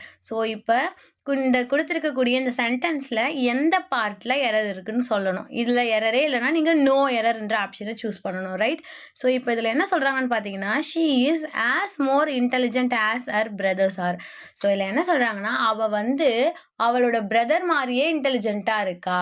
இப்போ ஸ்கூல்லலாம் கூட என்ன சொல்லுவாங்க, ஒரு அக்கா, தங்கச்சி, அண்ணன், தங்கச்சி அந்த மாதிரி படிக்கிறாங்கன்னா, ஒரு அதில் முதல்ல இருக்கிற அக்காவோ அண்ணாவோ நல்லா படிச்சுட்டா அடுத்து இருக்கிறவங்களையும் என்ன பண்ணுவாங்க, அதே மாதிரியே நல்லா படிப்பாங்கன்னு எக்ஸ்பெக்ட் பண்ணுவாங்க. ரைட். ஸோ அதே மாதிரி தான். ஸோ வந்து அவள் வந்து அவங்க அண்ணன் மாதிரியே இன்டெலிஜென்ட்டாக இருக்கா, அவங்களோட பிரதர்லாம் எப்படி இன்டெலிஜென்ட்டாக இருக்காங்களோ அதே மாதிரி தான் இவ்வளோ இன்டெலிஜென்ட்டாக இருக்கா அப்படின்னு சொல்லிட்டு இதில் சொல்கிறாங்க. ஸோ அப்போ இங்கே வந்து கம்பேர் பண்ணலை. இங்கே வந்து இது மாதிரியே அது இருக்குன்றது கம்பேர் கிடையாது. இதை விட அது நல்லா இருக்கு, ஸோ இதை விட அது கம்மியாக இருக்குது, இதை விட அது அதிகமாக இருக்குது அப்படின்னு சொல்லிட்டு ஒன்று உயர்த்தியும் ஒன்று தாழ்த்தியும் சொல்கிறது தான் கம்பேரிசனே தவிர இது போலவே அதுவும் இருக்குதுன்றது பாசிட்டிவ். ஓகேவா. ஸோ இது வந்து பாசிட்டிவ் டிகிரி. கம்பேரிட்டிவ் டிகிரினா தான் அது ஒன்று விட ஒன்று அதிகம்னு சொல்கிறது. சூப்பரேட்டிவ் டிகிரினா எல்லாத்த விட இது சிறந்தது அப்படின்னு சொல்லிட்டு சொல்கிறது. ஸோ பாசிட்டிவ் டிகிரியில் நம்ம கம்பேர் பண்ண ஆஸ் அப்படி இல்லைன்னா ஸோ ஆஸ் அப்படின்றதே யூஸ் பண்ணுவோம். ஸோ இதை நம்ம அப்ஜெக்டிவ் டாப்பிக்கில் பார்த்துருப்போம். ஸோ இங்கே பார்த்தீங்கன்னா ஆஸ் அப்படின்ற ஒரு கம்பேரிசனை யூஸ் பண்ணியிருக்காங்க. ஸோ ஆல்ரெடி இங்கே வந்து பார்த்தீங்கன்னா ஆஸ்ன்னு சொல்லிட்டு சூப்பர்லேட்டிவ் டிகிரியை யூஸ் பண்ணியாச்சு. அப்போ இங்கே மோர்ன்ற கம்பேரிட்டிவ் தேவை கிடையாது. ஸோ ஆஸ் இன்டெலிஜென்ட் ஆஸ் அப்படின்னு சொல்லிட்டு தான் இங்கே வரணும். ஸோ மோர் அப்படின்றது இங்கே அன்வான்ட்.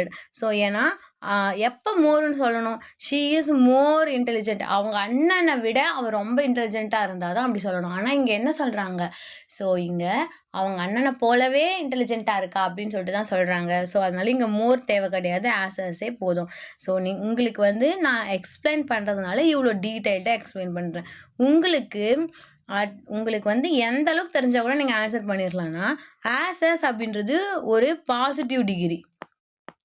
ஸோ டிகிரிஸ் ஆஃப் கம்பேரிசனில் மோர்ன்றது ஒரு கம்பேரிட்டிவ் டிகிரி. ஸோ ஒரே சென்டென்ஸில் 2 டிகிரி நம்ம யூஸ் பண்ணக்கூடாது. அப்போ ஒரு டிகிரியை தான் யூஸ் பண்ணணும்.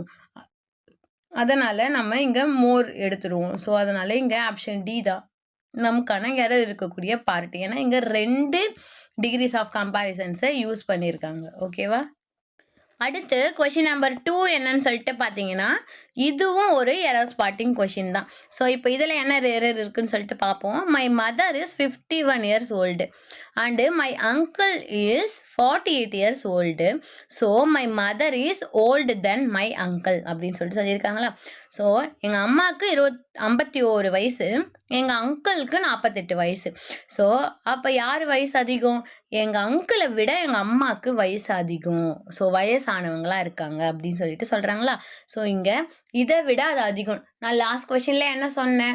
ஒன்றை விட ஒன்று அதிகம், ஒன்றை விட ஒன்று குறைவு, இப்படி சொல்லும்பொழுது தான் நம்ம கம்பேரிட்டிவ் டிகிரி யூஸ் பண்ணுவோம். ஸோ கம்பேரிட்டிவ் டிகிரினா என்ன? மோர் வரும், அப்படி இல்லைன்னா இஆர் சேர்த்து எழுதியிருப்பாங்க. ஸோ இதுதான் கம்பேரிட்டிவ் டிகிரி. ஸோ அப்போ இங்கே என்ன சொல்கிறாங்க? எங்கள் அம்மாவை போலவே எங்கள் அங்கிளும் அப்படின்னு சொல்கிறாங்களா? கிடையாது. இங்கே எங்கள் அங்கிளை விட எங்கள் அம்மாவுக்கு வயசு அதிகம்னு சொல்லிட்டு ஒன்றத்தை வந்து அதிகமாக சொல்கிறாங்க. ஸோ அப்போ இங்கே என்ன வரும் அப்படின்னு சொல்லிட்டு பார்த்தீங்கன்னா, தேன் வந்திருக்கு. கம்பேரிட்டிவ் டிகிரினா மோர் இல்லைன்னா இஆர் வேர்டு, இது ரெண்டுத்துல ஏதாச்சும் ஒன்று வந்து இது கூட பார்த்தீங்கன்னா உங்களுக்கு தேன் வரணும். ஸோ இங்கே தேன் வந்துருச்சு, ஆனால் இங்கே இஆரே சேர்க்கல. அப்போ இங்கே என்ன வரணும்னா ஓல்டர் தேன் அப்படின்னு சொல்லிட்டு வரணும். ஸோ ஓல்டர் தென். இப்போ நம்மளை விட நம்ம ஃப்ரெண்டு ஹைட்டாக இருந்தால் என்ன சொல்லுவோம்? ஹீ இஸ் டாலர் தென் மீன்னு சொல்லுவோம். இங்கே வந்து அம்மா வந்து அங்கிளை விட வந்து வயசு அதிகமாக இருக்காங்க, அதனால ஓல்டர் தென் மை அங்கிள் அப்படின்னு சொல்லிட்டு சொல்லணும். புரியுதா? ஸோ இப்போ இந்த பார்ட்டில் தான் இருக்குது. ஸோ இந்த பார்ட் எங்கே இருக்குது? ஆப்ஷன் சியில் இருக்குது. ஸோ இதுதான் நமக்கான ஆன்சர். அடுத்து தேர்டு கொஷின் என்னன்னு சொல்லிட்டு பார்த்தீங்கன்னா, இதுவும் ஒரு எரர் ஸ்பாட்டிங் கொஷின் தான். ஸோ இப்போ இந்த சென்டென்ஸில் வந்து சம்டைம்ஸ் உங்களுக்கு ஸ்ப்ளிட் பண்ணி கொடுத்துருக்கலாம், இல்லை சம்டைம்ஸ் ஸ்ட்ரெயிட்டாக சென்டென்ஸ் கொடுத்துட்டு அதில் எந்த வேர்டில் எரர் இருக்கோ அந்த வேர்டை நீங்கள் ஆப்ஷனில் இருந்து சூஸ் பண்ணுற மாதிரி இருக்கும். ஓகேவா? ஸோ அதனால் எப்போவுமே அவங்க வந்து ஸ்லாஷ் போட்டு பிரித்து தான் கொடுத்துருப்பாங்க அப்படின்னு சொல்லிட்டு நம்ம எக்ஸ்பெக்ட் பண்ணக்கூடாது. So my sister is allergic with peanuts, so B cautious when preparing her meal. So என்னோட சிஸ்டருக்கு வந்து பீனட் வந்து அலர்ஜி. ஸோ ஒரு சிலருக்கு வந்து கத்திரிக்காய் அலர்ஜியாக இருக்கும், ஒரு சிலருக்கு வந்து நட்ஸ் அலர்ஜியாக இருக்கும், ஒரு சிலருக்கு மில்க் அலர்ஜியாக இருக்கும், ஒரு சிலருக்கு டைரி ப்ராடக்ட்ஸ் அலர்ஜியாக இருக்கும். அது மாதிரி ஒரு சிலருக்கு வந்து ஒரு ஃபுட் ப்ராடக்ட் வந்து அலர்ஜியாக இருக்கும். ஸோ அதுதான் இங்கே சொல்கிறாங்க. அதனால் அவளுக்கு மீல் ப்ரிப்பேர் பண்ணும்போது அந்த மாதிரி பீனட்லாம் இல்லாத மாதிரி பார்த்து ப்ரிப்பேர் பண்ணுன்னு இங்கே சொல்கிறாங்க. ஸோ இப்போ இதுக்கான மீனிங் கூட உங்களுக்கு தெரிய தேவையில்லை. ஸோ இதில் எரர் எங்கே இருக்குது அப்படின்னு சொல்லிட்டு பார்த்தீங்கன்னா, இங்கே அலர்ஜிக் வித்துன்னு இருக்குது. ஸோ இது எந்தலேருந்து எரர் வந்திருக்குன்னு பார்த்தீங்கன்னா, நமக்கு ப்ரிப்போசிஷன் டாப்பிக்கில் ஃபிக்ஸ்டு ப்ரிப்போஷன்லேருந்து வந்திருக்கு. ஸோ அலர்ஜிக் கூட 2 தான் வரணும். எப்பவுமே அலர்ஜிக் கூட 2 தான் வரணும். அலர்ஜிக் கூட வித்து வரவே கூடாது. ஓகேவா?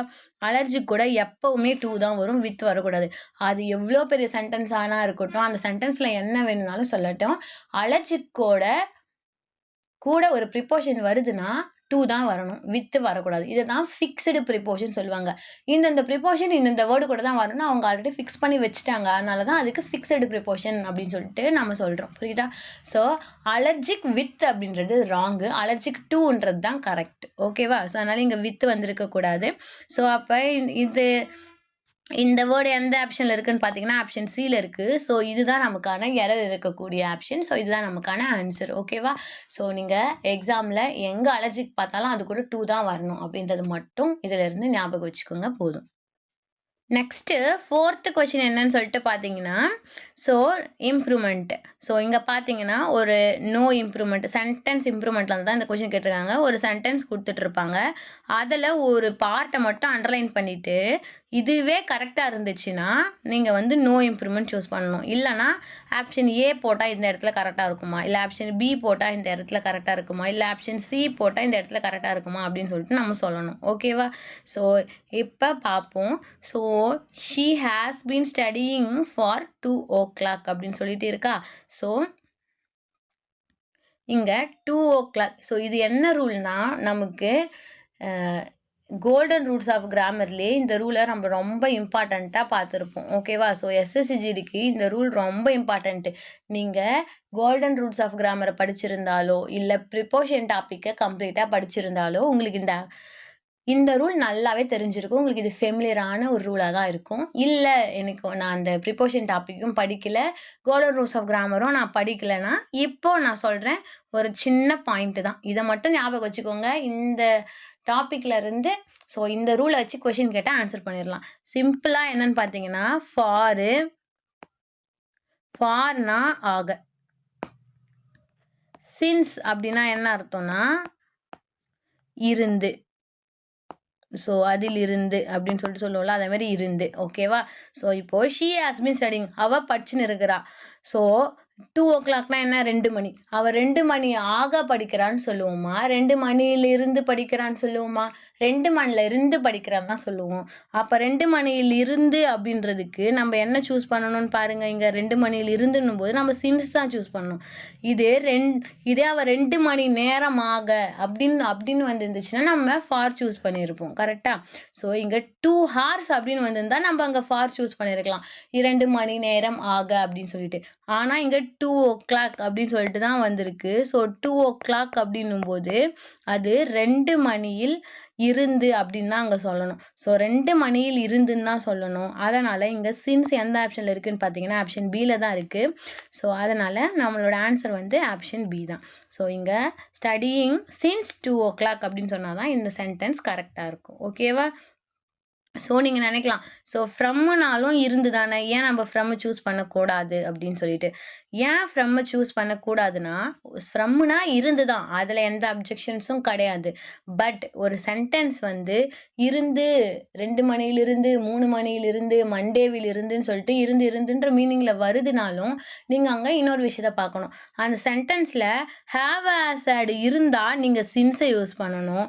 ஹேவ் ஆசட் இல்லைன்னா நீங்கள் ஃப்ரம் யூஸ் பண்ணணும். இங்கே பார்த்தோம்னா நமக்கு ஹேவ் ஆசடில் ஹேஸ் இருக்கு. ஸோ பெர்ஃபெக்ட் டென்ஸ் இருக்கு. அதனால நம்ம இங்கே சின்ஸ் தான் கண்டிப்பாக யூஸ் பண்ணணும். இதே இங்கே பெர்ஃபெக்ட் டென்ஸ் இல்லை அப்படின்னா கண்டிப்பாக நம்ம ஃப்ரம் யூஸ் பண்ணியிருக்கலாம். ஓகேவா? அடுத்த 5th கொஸ்டின் என்னன்னு பார்த்தீங்கன்னா fill in the blank. So இப்போ இந்த சென்டென்ஸில் ஒரு பிளாங்க் கொடுத்துருக்காங்க. இதுதான் நம்ம ஃபில் பண்ண போகிறோம். ஸோ இது நம்ம ஈஸியான ஆர்டிகல்ஸ் டாப்பிக்கில் இருந்து தான் வந்திருக்கு. ஸோ இதுக்கான கரெக்டான ஆர்டிக்கல் என்ன அப்படின்னு சொல்லிட்டு பார்ப்போம். Ratan doesn't like dash tea. So இப்போ இங்கே இருக்கக்கூடிய இந்த சென்டென்ஸ்லாம் நமக்கு முக்கியம் கிடையாது ஆர்டிக்கலை பொறுத்த வரைக்கும். அதுக்கப்புறம் வரக்கூடிய நவுன் என்ன இருக்கோ, ஆர்டிக்கல் பொதுவாக எங்கே வரும், ஒரு நவுனுக்கு முன்னாடி வர்றது தான் ஆர்டிக்கல். ஸோ அந்த ஆர்டிக்கல் அந்த நவுனை பேஸ் பண்ணி தான் நம்ம போட போகிறோம். ஸோ அந்த நவுன் மட்டும் நம்ம பார்த்தா போதும். இங்கே டீன்னு வந்திருக்கு. டீ போடலாமா? டீ போட முடியாது, ஏன்னா இது வவல் சவுண்டே கிடையாது. ஸோ நோ ஆர்டிக்கல் யூஸ் பண்ணலாமா? எங்கெல்லாம் நோ ஆர்டிக்கல் யூஸ் பண்ணுவோம் அப்படின்னா, ஸோ நோ ஆர்டிக்கல் எங்கெல்லாம் யூஸ் பண்ணுவோம்னு சொல்லிட்டு நம்ம ஆர்டிக்கல் டாப்பிக்கில் ஒரு செட் ஆஃப் லிஸ்ட்டை பார்த்துருப்போம். ஸோ அதில் ஒரு இம்பார்ட்டண்ட்டான ஒரு பாயிண்ட் என்னென்னா, அன்கவுண்டபிள் நவுன்ஸுக்கு முன்னாடி எந்த ஆர்டிக்கலும் யூஸ் பண்ணக்கூடாது. அன்கவுண்டபிள் நவுன்னா என்ன? ஸோ அன்கவுண்டபிள் நவுன்னா அதுக்கு ப்ளூரல் ஃபார்ம் இருக்காது. ஃபார் எக்ஸாம்பிள் வாட்டர் அப்படின்னு சொல்லிட்டு சொல்கிறோம். அதுக்கு வாட்டர்ஸ் அப்படின்னு சொல்லிட்டு நம்ம ப்ளூரலில் சொல்லுவோமா? சொல்ல மாட்டோம். ரைட்? அதேமாரி ஆயில் அப்படின்னு சொல்லிட்டு சொல்லுவோம். ஆயில்ஸ்ன்னு சொல்லுவோமா? சொல்ல மாட்டோம். மணி அப்படின்னு சொல்லுவோம். மணிஸ்ன்னு சொல்லுவோமா? சொல்ல மாட்டோம். இதெல்லாம் தான் அன்கவுண்டபிள் நவுன். இதுக்கு ப்ளூரல் ஃபார்ம்ஸ் இருக்காது. ஸோ அதேமாரி டீன்றதுக்கு நம்ம டீஸ் அப்படின்னு சொல்லிட்டு சொல்லுவோமா? இல்லை. எத்தனை டீ இருந்தாலும் வந்து டீ அப்படின்னு தான் சொல்லுவோம். ஸோ இது வந்து ஒரு அன்கவுண்டபிள் நவுன். ஸோ எந்த ஒரு அன்கவுண்டபிள் நவுனுக்கு முன்னாடியும் நம்ம ஆர்டிக்கல் யூஸ் பண்ணக்கூடாது. ஸோ இங்கே நோ ஆர்டிக்கிள் ரெக்யூர்ட் அப்படின்றது தான் வரும். So no article required. இங்கே ஆர்டிக்கல் நமக்கு தேவை கிடையாது. ஏன்? இது அன்கவுண்டபிள் நவுன். டீ மட்டும் கிடையாது. Tea, coffee, milk, water, oil, money, இந்த மாதிரி எந்த ஒரு ப்ளூரல் ஃபார்ம் இல்லாத ஒரு நவுன் வருதுனாலும் அங்கே நம்ம ஆர்டிக்கலை யூஸ் பண்ணக்கூடாது. ஓகேவா? ஸோ தலாம் வந்து எங்கெல்லாம் யூஸ் பண்ணுவோம்னு சொல்லிட்டு நம்ம அதுக்கு பார்த்துருக்கோம். இஎஸ்டி வேர்ட்ஸ்க்கு முன்னாடி த யூஸ் பண்ணுவோம். ஒன்லி ஒன் இந்த வேர்டு இருக்கிறதுக்கு த யூஸ் பண்ணுவோம். ஸோ அது இல்லாமல் வராது, வராது. ஸோ அன்கவுண்டபிள் நவுன் நமக்கு வந்துருச்சு. ஸோ நோ ஆர்டிக்கல் தான் இதுக்கான ஆன்சர். ஓகேவா? அடுத்து 6th கொஸ்டின் என்னன்னு சொல்லிட்டு பார்த்தீங்கன்னா, சீக்வென்ஸ் தி சென்டென்ஸ் லாஜிக்கலி. ஸோ இப்போ இதில் வந்து PQRS OPQRS அப்படின்னு சொல்லிட்டு கொடுத்துருப்பாங்க. ஸோ இதை வந்து ஒரு கரெக்டான ஆர்டரில் நம்ம அரேஞ்ச் பண்ணணும். ஓகேவா? ஸோ இப்போ ஒரு சென்டென்ஸ் தான், அதை வந்து நமக்கு வந்து தனித்தனியாக பிரித்து ஷஃபில் பண்ணி கொடுத்துட்டாங்க, கலந்து கொடுத்தாங்க. அதை நம்ம கரெக்டாக அரேஞ்ச் பண்ணணும். எப்படின்னா மீனிங்ஃபுல்லாக அரேஞ்ச் பண்ணணும். ஓகேவா? ஸோ லாஜிக்காக மீனிங்ஃபுல்லாக அரேஞ்ச் பண்ணணும். ஸோ இதில் பார்த்தீங்கன்னா ஃபஸ்ட்டு எப்படி இதை அப்ரோச் பண்ணணும்னு பார்த்தீங்கன்னா, ஃபஸ்ட்டு ஒரு சென்டென்ஸு எப்படி ஸ்டார்ட் ஆகுது அப்படின்றத நம்ம பார்க்கணும். ஸோ இதில் ஆஸ் இட் வாஸ் அப்படின்னு சொல்லிட்டு இங்கே இட்டுன்ட்டு எதை சொல்கிறாங்க? எடுத்த உடனே இட்டு அதுன்னு சொல்லுவாங்கள்ல, அதுனா அப்போ எதுனே நமக்கு தெரியல, அப்போ இது வராது. த city bus was over crowded. So இங்கே என்ன சொல்கிறாங்க, இந்த சிட்டியோட பஸ் வந்து ரொம்ப ஓவராக க்ரௌடாக இருக்குன்னு சொல்கிறாங்க. ஸோ இது ஃபஸ்ட்டு வரலாம். ஓகேவா? ஸோ இது வந்து நமக்கு ஃபஸ்ட்டு வரலாம். ஸோ இதுக்கு நம்ம 1ன்னு சொல்லிட்டு போட்டுப்போம். அடுத்து and this gave an opportunity. So ஒரு சென்டென்ஸ் ஆரம்பிக்கும் போதே அண்டுன்னு ஆரம்பிக்குமா? கண்டிப்பாக ஆரம்பிக்காது. அடுத்து ஒரு சென்டென்ஸ் வந்து ஆரம்பிக்கும் போதே டு த இல்லை டு ட்ரை அப்படின்னு சொல்லிட்டு ஆரம்பிக்குமா? ஆரம்பிக்காது. ஸோ அப்போ கண்டிப்பாக பி தான் ஃபஸ்ட்டு வரக்கூடிய ஒரு சென்டென்ஸு. ஸோ இப்போ பார்த்தீங்கன்னா எங்கே பி இருக்குன்னு பார்க்கணும் நீங்கள் அடுத்து.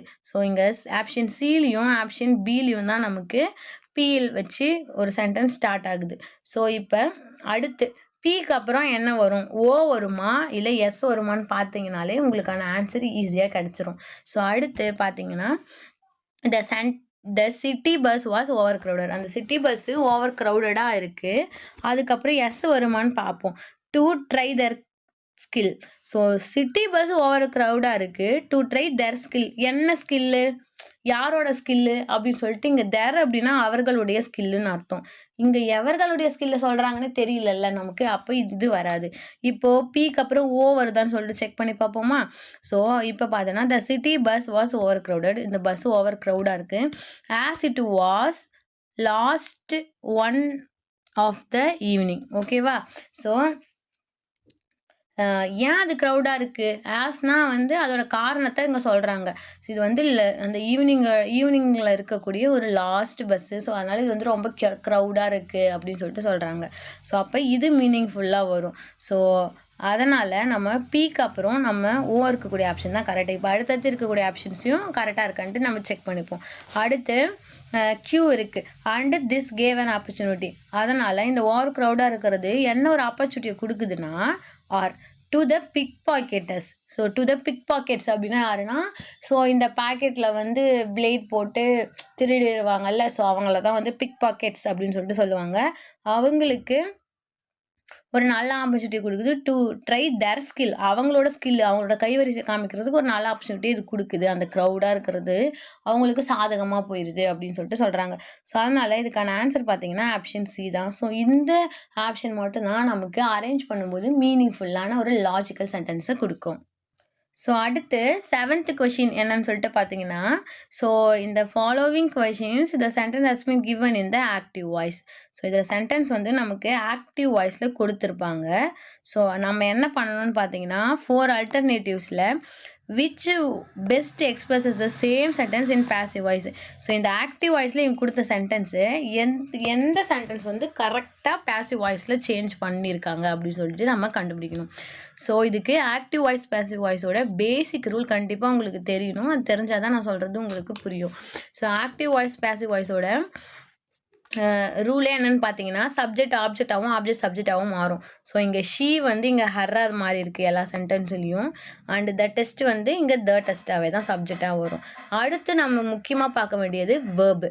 ஸோ இங்கே வில் அப்படின்னு இருக்கிற வேர்பு, இங்கே வில் அப்படின்னு இருக்கிற வேர்பு பேசிவில் வரும்போது என்னவா மாறும்? ஸோ வில் வந்து பேசிவில் வரும்போது என்னவா மாறும் அப்படின்றது உங்களுக்கு தெரியணும்னா ஆக்டிவ் வாய்ஸ் பேசிவ் வாய்ஸில் நான் இந்த ஒரு வேர்பு சேஞ்சுக்கான டேபிள் கொடுத்துருப்பேன். ஆக்டிவ் வாய்ஸில் வேர்பு என்னவா இருந்தால் பேசிவ் வாய்ஸில் அது எப்படி மாறும் அப்படின்னு சொல்லிட்டு. ஸோ அந்த ஒரு டேபிள் தெரிஞ்சால் மட்டும் உங்களுக்கு போதும் இந்த ஆக்டிவ் வாய்ஸில் இருக்கக்கூடிய எந்த ஒரு சென்டென்ஸையும் நம்ம பேசிவ் வாய்ஸில் சேஞ்ச் பண்ணுறது கரெக்டாக பண்ணிடலாம். ஓகேவா? ஸோ ஆக்டிவ் வாய்ஸில் வில் அப்படின்னு இருக்கக்கூடிய வேர்பு பேசிவில் மாறும்போது வில் பீன்னு மாறும். ஓகேவா? ஸோ அந்த சென்டென்ஸில் அவங்க எதை பற்றி சொல்லியிருந்தாலும் சரி, ஆக்டிவ் வாய்ஸில் வில் இருந்தால் பேசிவில் அது வில் பியாக மாறும், ஷெல் இருந்தால் ஷெல் பியாக மாறும், உட் இருந்தால் உட் பியாக மாறும், குட் இருந்தால் குட் பியாக மாறும். அப்போ இங்கே வில் வந்திருக்கு, எங்கே இங்கே வில் பின்னு சொல்லிட்டு மாறி இருக்கு அப்படின்னு சொல்லிட்டு பார்த்தீங்கன்னா ஆப்ஷன் டியில் தான் நமக்கு வில் வந்து வில் பியாக மாறி இருக்கு. ஸோ இதுதான் நமக்கான கரெக்டான ஆன்சர். ஓகேவா? மற்றபடி வில் வந்து வில் பியாக மாறிட்டு கிளியர்ன்ற வேர்பு கிளியர்டுன்னு V3 மாறும். ஏன்னா நமக்கு பேசிவ் வாய்ஸ்னாலே கண்டிப்பாக அது V3 இருந்தால் தான் அது பேசிவ் வாய்ஸ்ன்னு சொல்லுவோம். அதனால தான் கிளியர்டாக மாறி இருக்கு. எனிவே வில் வந்து கண்டிப்பாக வில் பியாக தான் மாறுன்றது உங்களுக்கு தெரிஞ்சாலே இதுக்கு நீங்கள் ஆன்சர் பண்ணிட்டு போயிடலாம். ஓகேவா?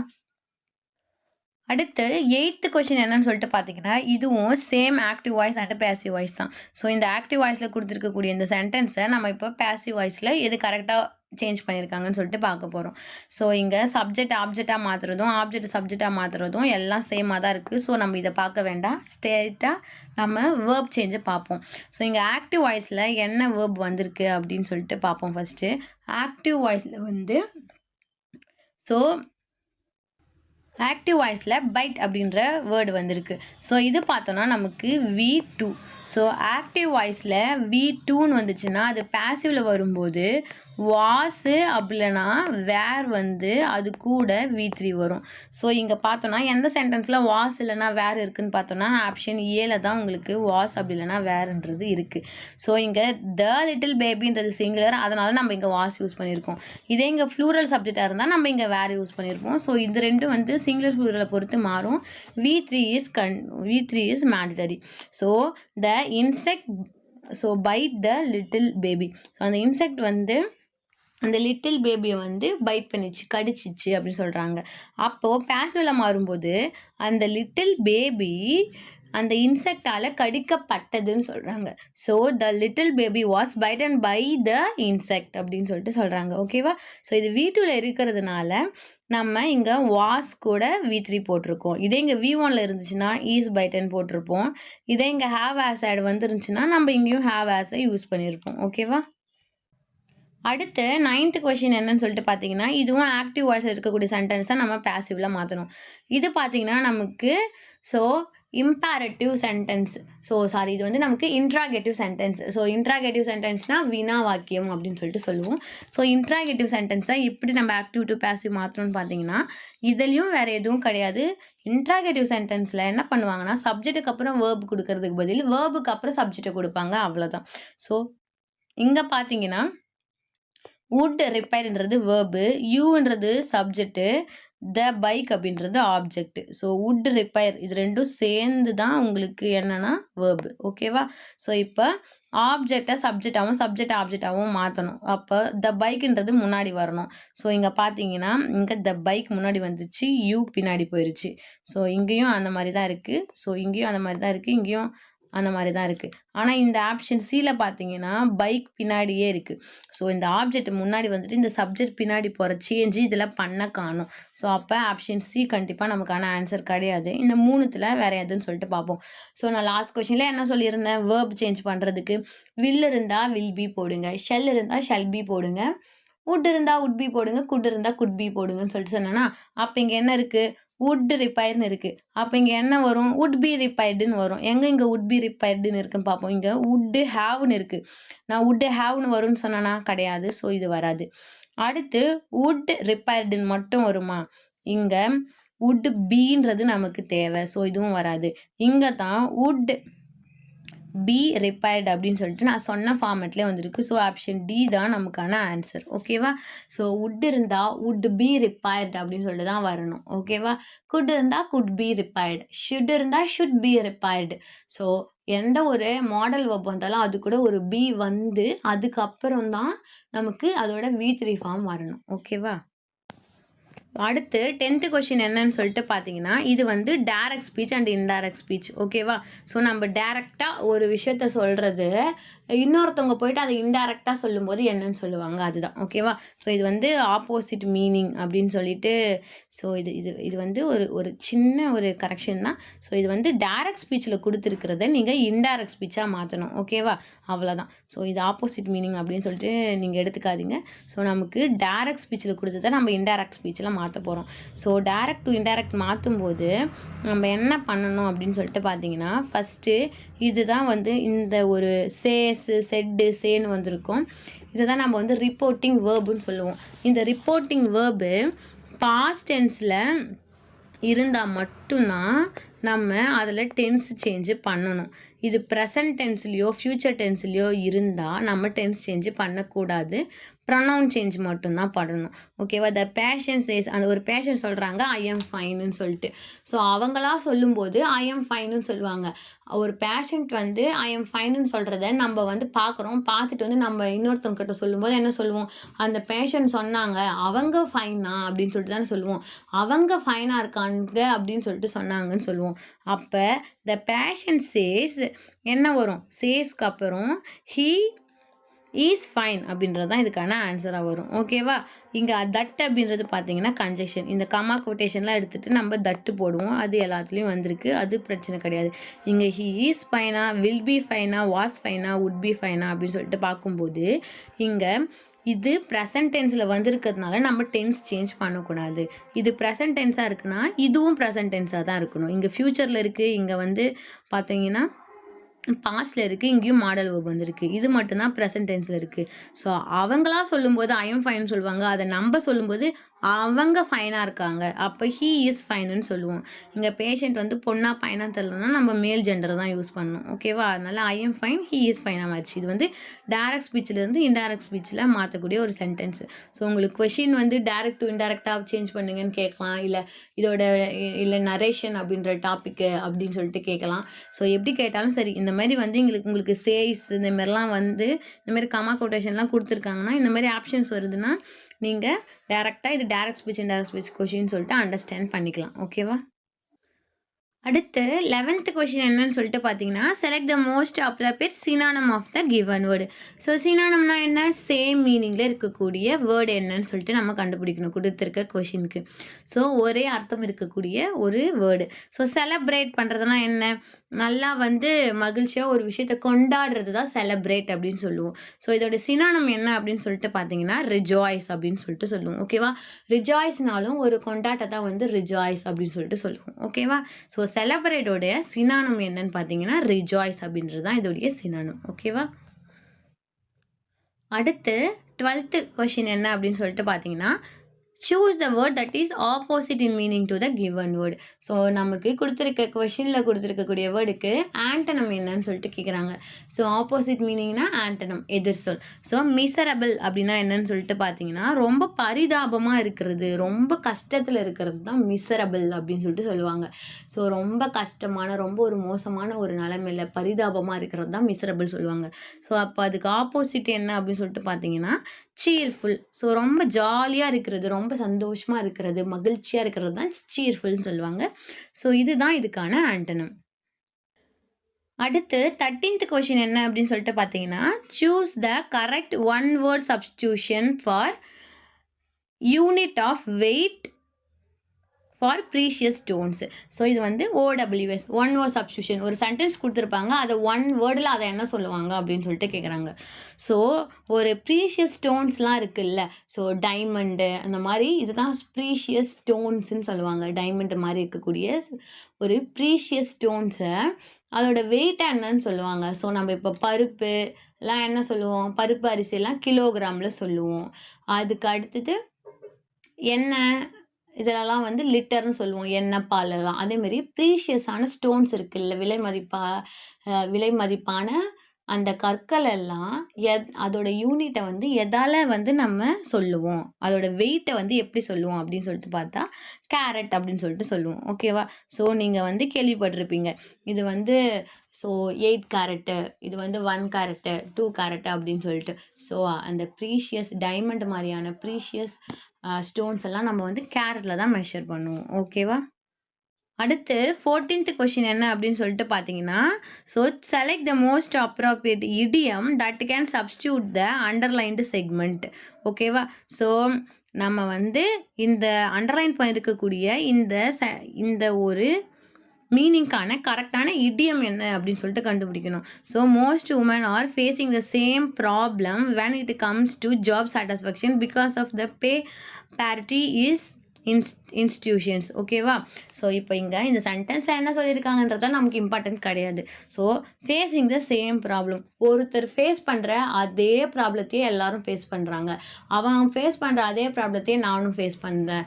ஸோ அதே மாதிரி 2 பேர் ஒரே ப்ராப்ளத்தை ஃபேஸ் பண்ணுறாங்க, இல்லை ஒரு ஒரு குரூப் ஆஃப் பீப்புள் ஒரே சேம் ப்ராப்ளத்தை ஃபேஸ் பண்ணுறாங்கன்னா அதை என்ன சொல்லுவோம்னு பார்த்தீங்கன்னா இந்த சேம் போட் அப்படின்னு சொல்லிட்டு சொல்லுவோம். ஸோ இப்போ வந்து ஒரு கப்பல் வந்து ஒரு போட்னா உங்களுக்கு தெரியும் படகுன்னு. ஒரு படகுல ஓட்டை விழுந்துருச்சுன்னா அந்த படகுல 2 பேர் இருந்தாலும் சரி 5 பேர் இருந்தாலும் சரி எல்லாருக்குமே முழுகிடுமோ அப்படின்ற ஒரே பிரச்சனை தான் இருக்கும். அதே மாதிரி தான். ஓகேவா? So same problem, facing the same ப்ராப்ளம்னா அதுக்கு இடியம்ஸோட மீனிங் என்னன்னு பார்த்தீங்கன்னா இந்த சேம் போட் அப்படின்னு சொல்லிட்டு அர்த்தம். ஓகேவா? அடுத்து 15th கொஷின் என்னன்னு சொல்லிட்டு பார்த்தீங்கன்னா செலக்ட் த கரெக்ட்லி ஸ்பெல்ட் வேர்டு. ஸோ இந்த ஒரு சென்டென்ஸ் கொடுத்துருப்பாங்க. இந்த சென்டென்ஸ் இருக்கக்கூடிய இந்த ஒரு பர்டிகுலர் வேர்டை மட்டும் எடுத்து கொடுத்துட்டு இதில் எது கரெக்டான ஸ்பெல்லிங்கில் இருக்குதுன்னு கேட்குறாங்க. ஸோ அப்ஸ்டேர்ஸ் அப்படின்னா option A, option B, option C, option D, இந்த 4த்துலேயும் அப்ஸ்டேர்ஸ்ன்ற மாதிரி ஒரு ப்ரொனன்சியேஷன் வரா மாதிரி தான் 4 ஸ்பெல்லிங்ஸ் இருக்குது. ஸோ இதில் வந்து பார்த்தோன்னா எது கரெக்டான ஸ்பெல்லிங் அப்படின்னு சொல்லிட்டு தான் நம்ம கண்டுபிடிக்கணும். ஸோ அப்ஸ்டேர்ஸ் இதில் வந்து கரெக்டான ஸ்பெல்லிங் எதுன்னு பார்த்தீங்கன்னா ஆப்ஷன் டி. ஸோ ஆப்ஷன் டியில் இருக்கக்கூடிய UPSTAIRS, ஸோ அப்ஸ்டேர்ஸ் அப்படின்றது தான் கரெக்டான spelling. So option B, option A and option C இது எல்லாமே ராங்கான ஸ்பெல்லிங். அப்ஸ்டேர்ஸோட கரெக்டான ஸ்பெல்லிங் எதுன்னு பார்த்தீங்கன்னா UPSTAIRS. ஸோ அப்ஸ்டேர்ஸ் அப்படின்றது தான் இதோட கரெக்ட் ஸ்பெல்லிங். ஸோ இந்த ஸ்பெல்லிங்ஸ் வந்து உங்களுக்கு இது எப்படி நீங்கள் கண்டுபிடிக்கணும்னா இந்த வேர்டையே நீங்கள் இதுக்கு முன்னாடி பார்த்துருந்தீங்கன்னா கண்டிப்பாக இதோட ஸ்பெல்லிங் வந்து எது தப்பு எது கரெக்டுன்னு கண்டுபிடிச்சிடலாம். ஸோ இப்போ வந்து நான் ENGLICHன்னு எழுதுறேன். ஸோ இங்கிலீஷோட கரெக்டான ஸ்பெல்லிங் எதுன்னு சொல்லிட்டு நான் இந்த மாதிரி 4 ஸ்பெல்லிங் எழுதுறேன்னா நீங்கள் இது தப்புன்னு டக்குன்னு சொல்லிடுவீங்க. எப்படி? ஏன்னா ENGLISH தான் இங்கிலீஷு அப்படின்னு சொல்லிட்டு நீங்கள் நிறைய டைம் பார்த்துருக்கீங்க அதோட ஸ்பெல்லிங்கை. அதே தான் உங்களுக்கு வந்து இந்த மிஸ்பெல்ட் வேர்டில் இம்பார்ட்டண்ட்டான மிஸ்பெல்ட் வேர்ட்ஸ்னு ஒரு சில லிஸ்ட் இருக்குது. ஸோ அந்த இம்பார்ட்டண்ட்டான மிஸ்பெல்ட் வேர்ட்ஸை மட்டும் நீங்கள் கொஞ்சம் படிக்க கூட வேணாம், ரிப்பீட்டடாக கொஞ்சம் அப்பப்போ பார்த்துட்டு இருந்தீங்கன்னா டெய்லியும் ஒரு வாட்டி எடுத்து ஒரு கிளான்ஸ் அந்த எல்லா வேர்ட்ஸோட ஸ்பெல்லிங்ஸும் பார்த்துட்டே இருந்தீங்கன்னா உங்களுக்கு எக்ஸாமில் அந்த பர்டிகுலர் வேர்டோட ஸ்பெல்லிங் தப்பாக வந்துச்சுன்னா இது தப்பாக இருக்குது அப்படின்னு சொல்லிட்டு உங்களுக்கு கெஸ் வந்துடும். ஓகேவா? ஸோ அப்ஸ்டேர்ஸோட கரெக்ட் ஸ்பெல்லிங் எதுன்னு பார்த்தீங்கன்னா ஆப்ஷன் டி தான். நமக்கு இங்கே கரெக்டான ஸ்பெல்லிங் கண்டுபிடிக்க சொல்லியிருக்காங்க. அதனால தான் நம்ம ஆப்ஷன் டியை செலக்ட் பண்ணியிருக்கோம். ஒரு சில டைம் கொஷினில் வந்து எது ராங்கான ஸ்பெல்லிங்னு கேட்பாங்க. அப்போ நீங்கள் எது ராங்காக இருக்குதுன்றது தான் நமக்கான ஆன்சராக இருக்கும். ஸோ இதில் கேர்ஃபுல்லாக இருக்கும். ஓகேவா? அடுத்து 16th கொஷின் என்னன்னு சொல்லிட்டு பார்த்தீங்கன்னா ஸோ அடுத்து வரப்போகிற லாஸ்ட்டு 5 கொஷின்ஸும் காம்ப்ரஹென்ஷன் அப்படின்ற பார்ட்டில் இருந்து கிளாஸ் டெஸ்ட் தான். ஸோ கிளாஸ் டெஸ்ட்னா என்னன்னு ஆல்ரெடி சொன்ன மாதிரி ஒரு பேசேஜ் கொடுத்துட்டு அதில் ஒரு சில வேர்ட்ஸை டெலீட் பண்ணிவிட்டு அந்த பிளாங்க்ஸ்லாம் என்ன வரும் அப்படின்னு சொல்லிட்டு தான் நம்ம வந்து ஃபைண்ட் பண்ணணும். ஸோ ஃபஸ்ட்டு பிளாங்க்ல என்ன வரும்னு சொல்லிட்டு பார்த்தோன்னா from the beginning dash the 18th century. So from the beginning in the 18th century சொல்லுவோமா, on the 18th century சொல்லுவோமா, இல்லை ஆஃப் த 18th century சொல்லுவோமா, இல்லை அபவுட் த 18th century சொல்லுவான்னு பார்த்தோம்னா ஸோ இது வந்து இங்கே ப்ரிப்போர்ஷன், இதுவும் வந்து ஒரு ஃபிக்ஸ்டு ப்ரிப்போர்ஷன் மாதிரி தான். So beginning of the 18th century அப்படின்னு சொல்லிட்டு தான் சொல்லணும். ஸோ இதுக்கு ஏன் இங்கே இப்படி சொல்லணும் அப்படின்னு சொல்லிட்டு மீனிங்லாம் கிடையாது. ஸோ அந்த வேர்டு வந்து அங்கே அப்படி வந்தால் தான் கரெக்டாக இருக்கும். ஸோ அது வந்து நம்ம மெமரி பண்ணக்கூடிய ஒரு கிராமர் மாதிரி. ஓகேவா? So from the beginning of the 18th century அப்படின்றது தான் இங்கே கரெக்டான ஆன்சர். ஓகேவா? ஸோ இதுக்கான ஆன்சர் வந்து பார்த்தீங்கன்னா ஆப்ஷன் சி. ஸோ அடுத்து என்ன சொல்லியிருக்காங்கன்னு பார்த்தோம்னா from the beginning of 18th century, அந்த 18th centuryயோட பிகினிங்கில் என்ன ஆச்சு அப்படின்னு சொல்லிட்டு தான் அடுத்து நமக்கு சொல்கிறாங்க. The ladies of European cities covered dash faces in the layer of paint and powder. So European சிட்டியோட லேடிஸ்லாம் வந்து என்ன பண்ணாங்க அப்படின்னு பார்த்தீங்கன்னா கவர் பண்ணாங்க. எதை? தேர் ஃபேஸா, தெம் ஃபேஸா, இல்லை தேர் ஃபேஸா அப்படின்னு சொல்லிட்டு பார்த்தோன்னா இங்கே அவங்க கவர் பண்ணது எதை கவர் பண்ணாங்கன்னா அவர்களுடைய ஃபேஸை கவர் பண்ணாங்க. அவங்களுடைய அப்படின்றது இங்கே எது மீனிங் சொல்லிட்டு பார்த்தீங்கன்னா தேர் அப்படின்றது தான் அவர்களுடையன்ற மீனிங் கொடுக்கக்கூடிய வேர்டு. தேர் அப்படின்னா என்ன அர்த்தம்னு பார்த்தீங்கன்னா இது தேர், இது தேர். ஸோ ரெண்டும் வந்து உங்களுக்கு சொல்லும் பொழுது ஒரே மாதிரி தான் இருக்கும். பட் THERE இந்த தேருக்கு என்ன அர்த்தம்னு பார்த்தீங்கன்னா அங்க அப்படின்னு சொல்லிட்டு அர்த்தம். ஸோ அங்க ஃபேஸை கவர் பண்ணுவாங்களா? கிடையாது. தெம்னா அவர்களை ஃபேஸை கவர் பண்ணுவாங்களா? கிடையாது. தே ஆர்னா ஸோ இங்க வந்து ஸோ தே ஆர்னா அவங்க என்ன பண்றாங்க அப்படின்னு சொல்லிட்டு அதுக்கப்புறம் ஒரு சென்டென்ஸோட ஸ்டார்டிங்ல இது வரக்கூடியது. ஸோ தே ஆரும் வராது. அவர்களுடைய அப்படின்றதுக்கான அர்த்தம் தெர் அப்படின்றதுல தான் நமக்கு வரும். ஓகேவா? Their faces in layer of paint and powder. So paint பவுடரை வந்து வச்சு லேயராக வந்து அவங்களோட ஃபேஸை வந்து கவர் பண்ணாங்க அப்படின்னு சொல்லிட்டு சொல்றாங்க. ஓகேவா? அடுத்து 18th கொஸ்டின் என்னன்னு சொல்லிட்டு பார்த்தீங்கன்னா this particular fashion was largely brought dash by the urgent need of disguise the ravages of smallpox. So இப்போ எதுக்காக வந்து இதை பண்ணாங்க அப்படின்னு சொல்லிட்டு பார்த்தீங்கன்னா ஸோ அவங்களுக்கு அந்த டைமில் வந்து இந்த ஸ்மால் பாக்ஸ் அப்படின்ற சின்னவைன்ற நோய் வந்து நிறைய பாதிப்புகளை கொடுத்துட்டு போச்சு. ஸோ அந்த சின்னம்மை வந்துட்டு போச்சுன்னா அதோட ஸ்கேர்ஸ்லாம் இருக்கும் இல்லையா? ஸோ அம்மை வந்துட்டு போச்சுன்னா உங்களுக்கு தெரியும். ஸோ அம்மை வந்துட்டு போச்சுன்னா அதோடைய அந்த தழும்புகள் அதெல்லாம் இருக்கும் ஃபேஸில்.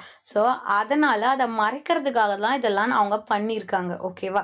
ஸோ அதனால் இங்கே பார்த்தீங்கன்னா ப்ராட் கூட என்ன வரும் அப்படின்னு சொல்லிட்டு பார்த்தீங்கன்னா ஸோ ப்ராட் அபவுட் அப்படின்றது தான் வரும். ஓகேவா? ஸோ அதை வந்து ஸோ அந்த சின்னம்மையினால வந்த பாதிப்புகளை கவர் பண்ணுறதுக்காக அந்த ஒரு ஃபேஷன் வந்து அங்கே வந்து எல்லாரும் வந்து ஃபாலோ பண்ண ஆரம்பிச்சிட்டாங்க. ஸோ எல்லாரும் வந்து அதை ஃபாலோ பண்ண ஆரம்பிச்சிட்டாங்கன்றது தான் ஸோ ப்ராட் அபவுட் அப்படின்னு சொல்லிட்டு சொல்லுவோம். ஓகேவா? ஸோ அது வந்து அங்கே வந்துருச்சு, அந்த பழக்கம் அங்கே வந்துருச்சு. ஸோ அந்த பழக்கம் அதனால தான் கொண்டு வந்தாங்க. இந்த மாதிரி வந்து பவுடர் பெயிண்ட்ஸ்லாம் வச்சு அவங்களுக்கு இருக்கக்கூடிய அந்த ஸ்கேர்ஸ் எல்லாம் கவர் பண்ண ஆரம்பிச்சாங்க அப்படின்னு சொல்லிட்டு சொல்கிறாங்க. ஓகேவா? அடுத்து 19th கொஷின் என்ன அப்படின்னு சொல்லிட்டு பார்த்தீங்கன்னா ஸோ இந்த 4th blank-ஐ ஃபில் பண்ணணும். Dash left their faces pitted and scared அப்படின்னு சொல்லிட்டு ஸோ அவங்களோட ஃபேஸஸ் வந்து அந்த மாதிரி வந்து புண்ணாவும் அந்த மாதிரி தழும்பாவும் விட்டு போனது எதுன்னு சொல்லிட்டு கேட்குறாங்க. ஸோ விச்னா எது? அந்த வந்து இதில் வந்து இங்கே விச் அப்படின்றது எதை குறிக்குதுன்னா இந்த ஸ்மால் பாக்ஸை குறிக்குது. ஸோ இந்த மாதிரி வந்து ஸ்மால் பாக்ஸ் அப்படின்ற மாதிரி ஒரு நோயை தான் குறிக்குது. ஸோ அதனால் இதே வந்து அங்கே ஒரு மனுஷனை குறிச்சா நம்ம ஹூ போடுவோம், அது எப்போ அப்படின்னு சொல்லிட்டு குறிச்சா வென் போடுவோம். ஆனால் இங்கே வந்து பார்த்தீங்கன்னா விச். ஸோ அந்த விச்னா என்ன? எது. ஓகேவா? விச்னா எது.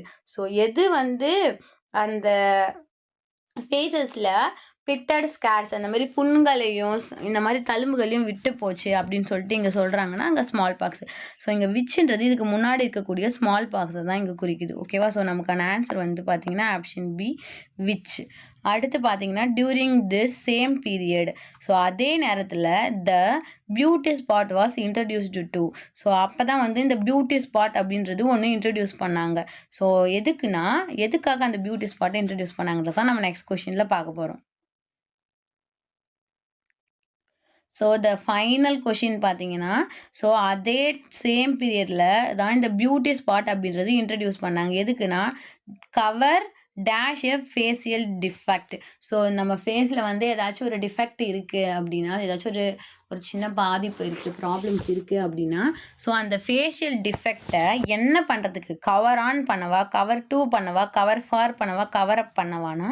ஸோ நீங்கள் படிக்கும்போதே உங்களுக்கு இதுக்கான வந்து வேர்டு பேர் ஆயிரும். கவர் அப் பண்ண அப்படின்னு சொல்லிட்டு சொல்லுவாங்க. ஸோ கவர் அப் பண்ணுறதுனா அதை மறைக்கிறதுன்னு அர்த்தம். ஓகேவா? Cover on, cover for, cover டூன்ட்டுலாம் ஒரு வேர்டு கிடையாது. Cover up. ஓகேவா? ஸோ இப்போ மேக்கப் அப்படின்னா என்ன சொல்லுவோம்? மேக் டூ அப்படின்னா ஏதாச்சும் மீனிங் இருக்கா? இல்லை. மேக்கப் அப்படின்னா என்ன? ஸோ நம்ம வந்து மேக்கப் பண்ணுறதுனா அழகுபடுத்துறது, அது ஒரு அழகாக ஒரு விஷயத்தை உருவாக்குறதுன்னு சொல்லுவோம்ல, அதே மாதிரி தான் கவர் அப் பண்ணுறது. ஸோ மேக்கப் மாதிரி தான் கவர் அப்பும். இந்த மாதிரி நம்ம ஃபேஷியலில் இருக்கக்கூடிய ஒரு சில டிஃபெக்ட்ஸ்லாம் வந்து நம்ம அந்த பியூட்டி ஸ்பாட் அப்படின்றது ஒன்று புதுசாக இன்ட்ரடியூஸ் பண்ணாங்க. அது எதுக்குன்னா நம்ம ஃபேஷியலில் இருக்கக்கூடிய டிஃபெக்டை கவர் அப் பண்ண. ஓகேவா? ஸோ அதனால் இதுக்கான கரெக்டான ஆன்சர் வந்து ஆப்ஷன் டி கவர் அப் அப்படின்றது தான். ஸோ மற்றபடி மற்ற ப்ரிப்போஷன்ஸ்லாம் இதுக்கு சூட் ஆகாது. ஸோ இவ்வளோ தான் இந்த 20 கொஷின்ஸு. ஆகஸ் வெல்கம் டு முப்படை டிஃபென்ஸ் அகாடமி. இன்னைக்கு என்ன வீடியோ பார்க்கலாம் அப்படின்னா ஃபுல் டெஸ்டோடைய செகண்ட் டெஸ்ட் ரீசனிங் தான் எக்ஸ்பிளனேஷன் பார்க்க போறோம். ஓகேவா? ஃபர்ஸ்ட் டெஸ்ட் நல்லா பார்த்துருப்பீங்க, இன்னைக்கு செகண்ட் டெஸ்ட் பார்க்கலாம். ஸோ போயிடலாம். ஃபர்ஸ்ட் கொஸ்டின் பாருங்க. ஃபர்ஸ்ட் கொஸ்டின் என்ன கொடுத்துருக்காங்க? Completion of figures. ஓ இந்த மாதிரி கேட்டா என்னது? Completion of figure. அப்போ என்ன இந்த டாபிக் என்ன பேஸ் பண்ணியிருக்கோம்னா ஸோ 4 ஆப்ஷன் கொடுத்துருப்போம். அந்த 4 ஆப்ஷனை எந்த ஆப்ஷன் எத்தனை போய் ஃபிட் பண்ணா அந்த ஃபிகர் வந்து கம்ப்ளீஷன் ஆகும், அந்த படம் வந்து முழுமையடையும் அப்படின்ற மாதிரி டாபிக். ஓகேவா? ஸோ இப்போ பாருங்க, இது என்ன பண்ணுவாங்கன்னா ஒவ்வொன்றுத்தையும் எதுவுமே ஃபிக்ஸ் பண்ணாதீங்க, ஆப்ஷன் நெக்லெக்ட் பண்ணுங்க. ஓகேவா? ஸோ இந்த இடத்துல எப்படி வரணும்னு பாருங்க. இந்த இடத்துல கீழே இந்த இமேஜ் பாருங்க, இப்படி இந்த மாதிரி இருக்கு. ஓகேவா? அதே மாதிரி அதுக்கு ஆப்போசிட்டா இருக்கு. அப்ப மேலேயும் இதே மாதிரி இருக்கு, அதுக்கு ஆப்போசிட்டா தானே வரணும். அப்ப அதை வச்சு என்ன பண்ணுங்க, ஆப்ஷனை நெக்லெக்ட் பண்ணுங்க. ஓகேவா? ஸோ அதை வச்சு ஆப்ஷனை நெக்லெக்ட் பண்ணுங்க. அப்ப எந்த மாதிரி வரும், இதுக்கு ஆப்போசிட்ல இருக்கணும்னா கண்டிப்பா இதையும் நெக்லெக்ட் பண்ணிக்கலாம். கரெக்டா? அப்புறம் ரிமைனிங் ஃபர்ஸ்ட் ஆப்ஷன் ஏவும் பியும் பாருங்க, இருக்கிற ஸ்கொயர், அதாவது அந்த டார்க்கா இருக்கு பாத்தியா, அது ஸ்கொயர் மாதிரி இருக்கு. இங்க என்ன மெத்தட், டைமண்ட் மாதிரி கொடுத்துருக்கோம். அப்ப கண்டிப்பா பி ஆப்ஷன் வராது. அப்ப ரிமைனிங் ஒரே ஒரு ஆப்ஷன் தான் என்ன வரும், ஆப்ஷன் ஏ தான் கரெக்டான ஆன்சர். ஓகேங்களா? சரி, அப்ப first one answer A. Second பாருங்க. ஓகே, இது வந்து டிக்ஷனரி ஆஃப் வேர்ட்ஸ். முன்னாடியே நான் சொன்ன மாதிரி தான் அந்த ஏபிசிடி ஆர்டர்லாம் பார்க்கணும். ஓகேவா?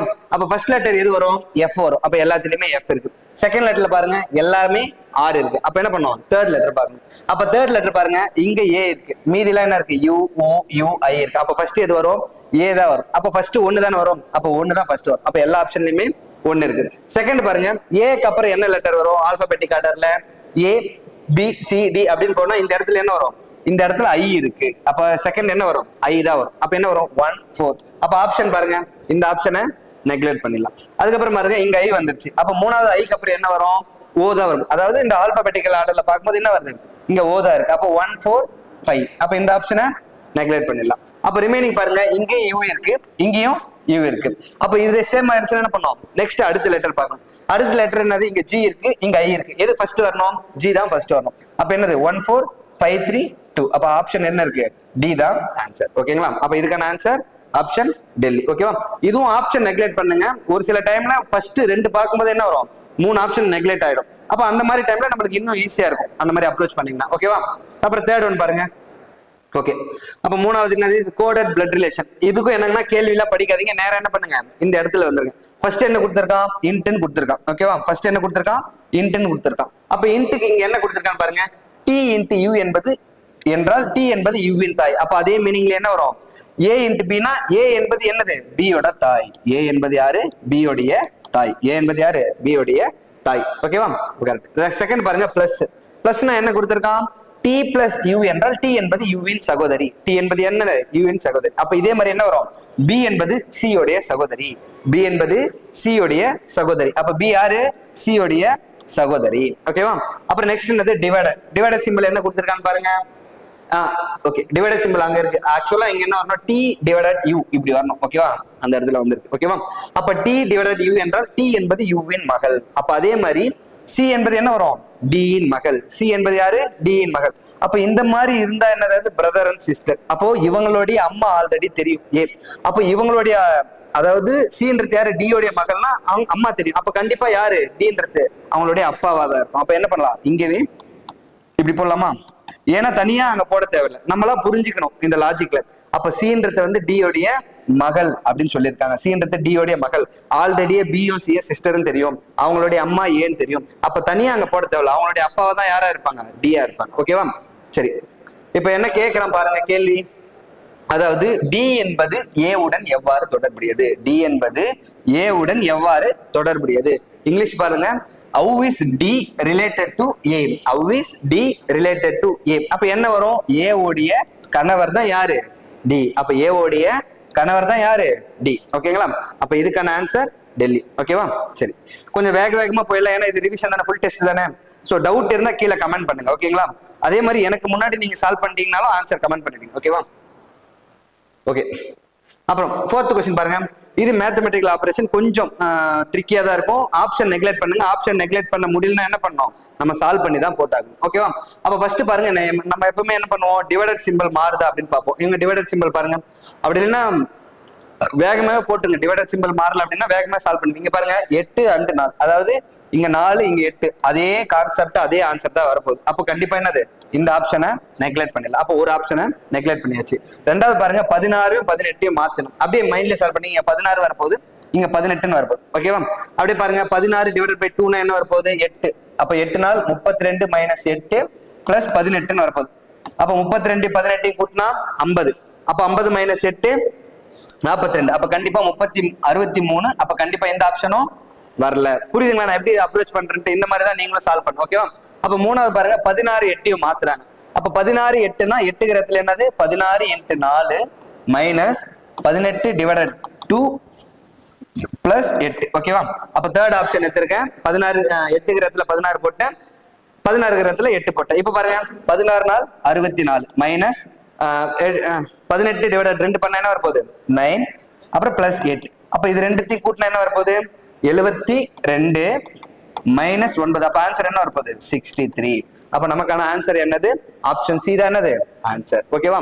ஒன்னும் இல்ல, சிம்பிள் தான். நீங்க மேக்ஸ் எந்த அளவுக்கு வேகமா போறீங்களோ அந்த அளவுக்கு இது ஈஸியா இருக்கும். ஓகேவா? முடிஞ்ச வரைக்கும் ஆப்ஷன் நெக்லெக்ட் பண்ணுங்க. ஆப்ஷன் நெக்லெக்ட் பண்ண முடியாத பட்சத்துல ஈஸியா தான் இருக்கும் ஸ்டெப்ஸ் எல்லாம். நீங்க இந்த மாதிரி போட்டு சால்வ் பண்ணுங்க. ஓகேவா? அப்ப ஆன்சர் என்னது தேர்ட். ஃபிஃப்த் ஒன்று பாருங்க. இது வந்து கண்டினியூஸ் சீரியஸ் லெட்டர் சீரியஸ்ன்னு சொல்லுவாங்க. ரொம்ப சிம்பிளா கேட்டிருக்காங்க இந்த கொஸ்டின். பாருங்களேன், நான் என்ன சொன்னேன், லெட்டர்ஸ் வந்து ரிப்பீட்டட் ஆச்சுன்னா நியர்பை லெட்டரே போடுங்க. அதே மாதிரி ஒன்னு போட்டு அதை சொல்லி பாருங்க, அந்த இது வருதா அப்படின்னு, அந்த லாஜிக் வருதா அப்படின்ற மாதிரி. இங்க பாருங்க டிடி இஇ, அப்ப நெக்ஸ்ட் பாருங்க இங்க எஃப்எஃப்னு இருக்கு. அப்ப இங்க என்ன பண்ணலாம் எஃப் போடலாம். ஓகேவா? அப்ப D D E E F F, D D E E F F. அப்ப எல்லாமே பார்த்தோன்னா ட்ரிபிளா இருக்கு, 3 3 இருக்கு. அப்ப திருப்பி இங்க என்ன வரும் எஃப் தான் வரணும். அப்ப திருப்பி பாருங்க டிடிடி இஇ எஃப்எஃப்எஃப், திருப்பி இங்க வரணும், இங்க ஒரு இ வரணும், இங்க எஃப் வரணும். ஒண்ணுமே இல்ல, ரொம்ப பேசிக்கான கொஸ்டின்ஸ். ஓகேவா? அப்போ ஒரு டைம் சொல்லி பார்த்தாவே அங்க என்ன இருக்கோ அதே லாஜிக் தான் வரணும். அப்ப இது வரைக்கும் ஒரு லாஜிக், டி 3 டைம் வந்திருக்கு, இ 3 டைம், எஃப் 3 டைம். அதே மாதிரி டி 3 டைம், இ 3 டைம், எஃப் 3 டைம். அதே மாதிரி கரெக்டா வந்துருச்சுங்களா? நம்மளுக்கு லாஜிக் வந்துச்சு. என்னென்ன ஆட் பண்ணிருக்கோம் எஃப் எஃப் இ எஃப். அப்ப ஆன்சர் என்னது எஃப்எஃப் இஎஃப். அப்ப ஆப்ஷன் சி தான் கரெக்ட் ஆன்சர். ஓகே தானே? புரியுது இல்ல? ஒன்னும் இல்ல, அதாவது லெட்டர் ரிப்பீட் ஆச்சுன்னா அதுக்கோட பக்கத்து லெட்டரே போட்டு போட்டு பார்த்தோம்னாவே நம்மளுக்கு அந்த லாஜிக் தெரிஞ்சிடும். ஓகேவா? அப்ப இதுக்கான ஆன்சர் ஆப்ஷன் சி. அப்புறம் 6th ஒன் பாருங்க, நம்பர் சீரியஸ். ஒன்னும் இல்ல, அதனோட ஃபர்ஸ்ட் எடுத்த உடனே அதனோட டிஃபரன்ஸ் பாத்துருங்க. எவ்வளவு இன்க்ரீஸ் ஆகுது எவ்வளவு டிக்ரீஸ் ஆகுது அப்படின்ற மாதிரி பாத்துங்க. நியர்பை வேல்யூ அப்படின்னா பிளஸ் மைனஸ், அந்த லாஜிக்லயே யோசிங்க. ஓகேவா?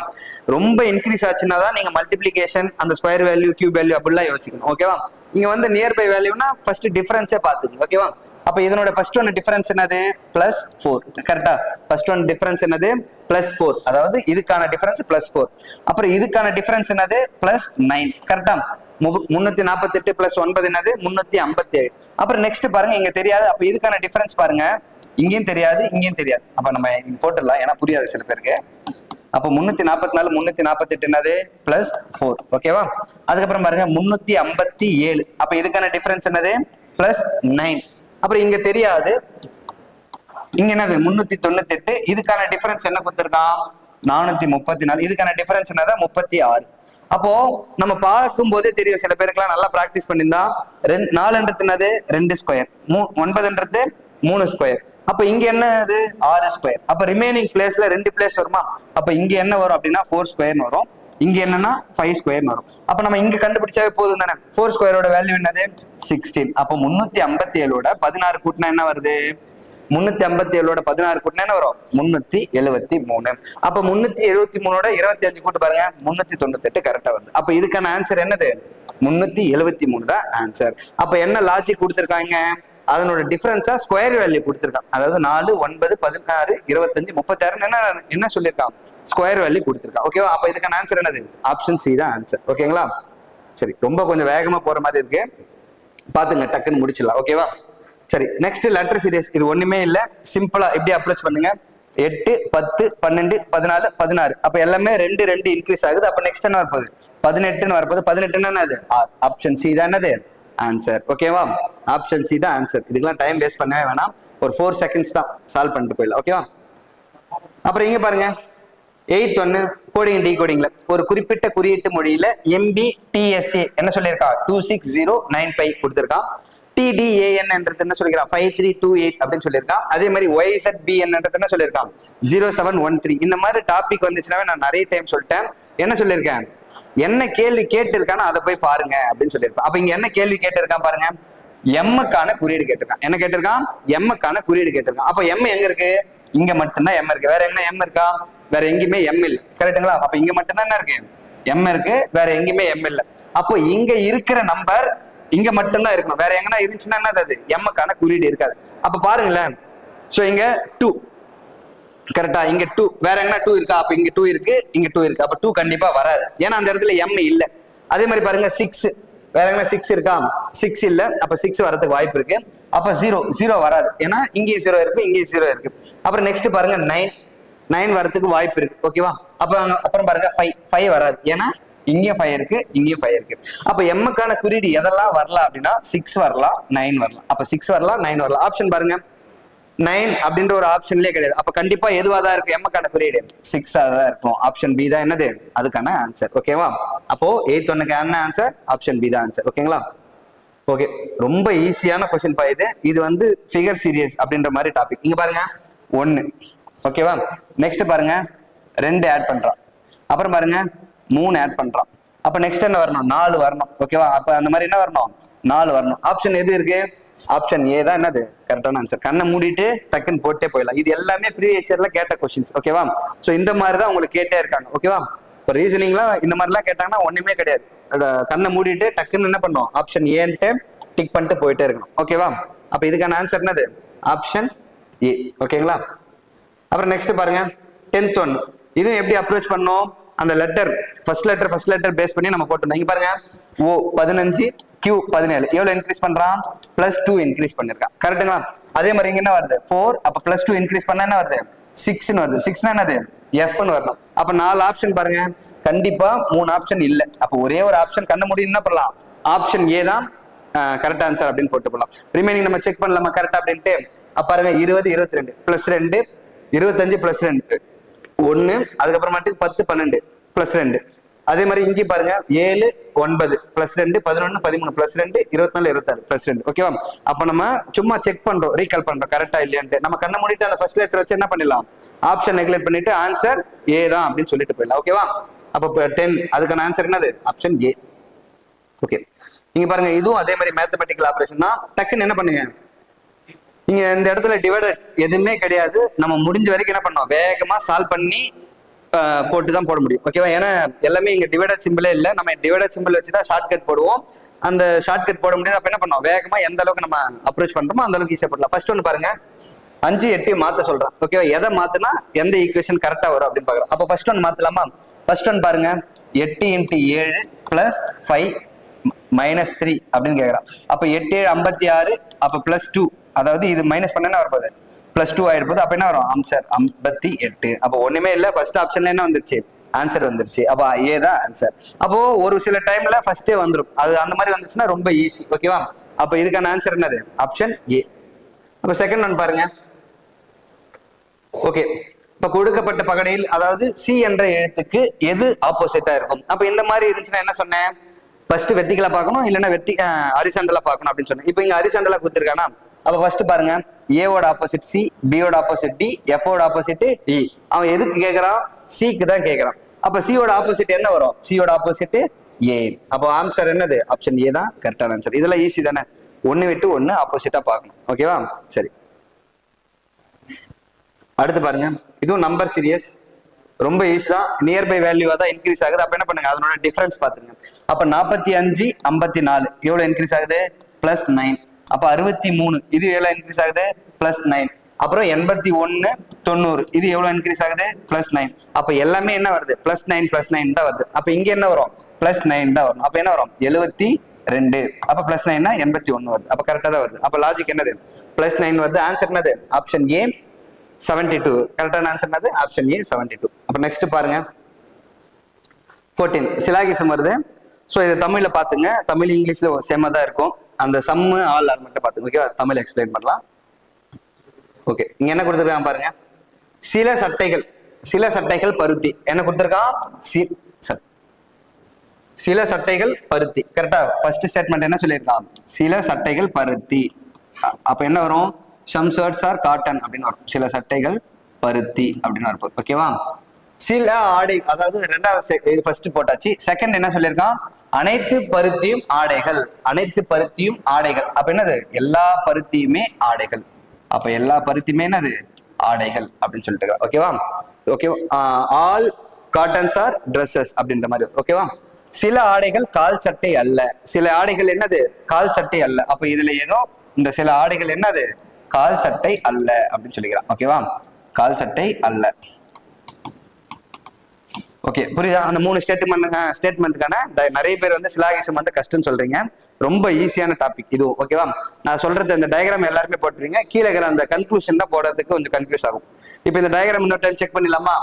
சில சட்டைகள் பருத்தி, சில சட்டைகள் பருத்தி. ஓகேவா? அனைத்து பருத்தியும் ஆடைகள். அப்ப எல்லா பருத்தியுமே என்னது? ஆடைகள். அடுத்து என்ன பாருங்க, சில ஆடைகள் கால் சட்டை அல்ல. அப்ப இதுல இருக்கிற சில ஆடைகள் என்னது? கால் சட்டை இல்ல அப்படின்ற மாதிரி கொடுத்துருக்கலாம். அப்புறம் பாருங்க என்ன கன்க்ளூஷன் கொடுத்துருக்கான்னு பாருங்க. முடிவு 1, சில சட்டைகள் கால் சட்டை, சில சட்டைகள் கால் சட்டை. அப்ப சட்டைக்கும் கால் சட்டைக்கும் எதுவுமே கிடையாது. சில சட்டைகள் கால் சட்டைகள் அப்படின்னு கொடுத்துட்டு இருக்கான். அப்ப கண்டிப்பா என்னது? ஃபர்ஸ்ட் ஒன் வராது. ஃபர்ஸ்ட் ஒன் என்னது? வராது, தப்பு. செகண்ட் பாருங்க, சில பருத்திகள் சட்டைகள் அல்ல அப்படின்னு கொடுக்குறான். சில பருத்திகள் சட்டைகள் அல்ல அப்படின்னு கொடுத்துக்கலாம். பருத்திகள் சட்டைகள் இங்க தானே இருக்குது. அப்ப சில பருத்திகள் சட்டைகள் இல்லைன்னு சொன்னா தப்பு தானே. அப்ப கண்டிப்பா என்னது? இதுவும் வராது. அப்புறம் என்னது ஆன்சர்? முடிவு 1 அல்லது 2, ரெண்டுமே என்னது? பின்பற்றுவது இல்லை. அப்ப இரண்டுமே என்னது? பின்பற்றுவது இல்லை. ஆப்ஷன் ஏ தான் கரெக்டான ஆன்சர். ஓகேவா? நம்ம இன்னொரு டைம் இங்கிலீஷ்ல பாத்துக்கலாம். ஏன்னா தமிழ்ல சில டைம் வந்து மிஸ்டேக்கா இருக்கும். ஓகேவா? Some shirts are trousers, some cottons are not shirts. Okay, correct தான். அப்ப இதுக்கான ஆன்சர் என்னது? ஆப்ஷன் ஏ தான் கரெக்டான ஆன்சர். அப்ப இதுக்கான ஆன்சர் என்னது? ஆப்ஷன் ஏ தான் கரெக்டான ஆன்சர். அப்ப 15 பாருங்க, இது வந்து லெட்டர் அனாலஜி அப்படின்னு சொல்லுவாங்க. நீங்க பாருங்க BBPO அப்படின்னு கொடுத்துக்கிறான். ஆப்ஷன் பாருங்க, ஒரே ஒரு ஆப்ஷன் தான் LL சேமா இருக்கு. அப்ப கண்ண மூடி என்ன பண்ணலாம்? ஆப்ஷன் டெல்லி தான் ஆன்சர் அப்படின்னு சொல்லலாம். ரெண்டாவது செக் பண்ணுங்க, 16 15 -1 25 24 -1. அப்ப என்ன வரும்?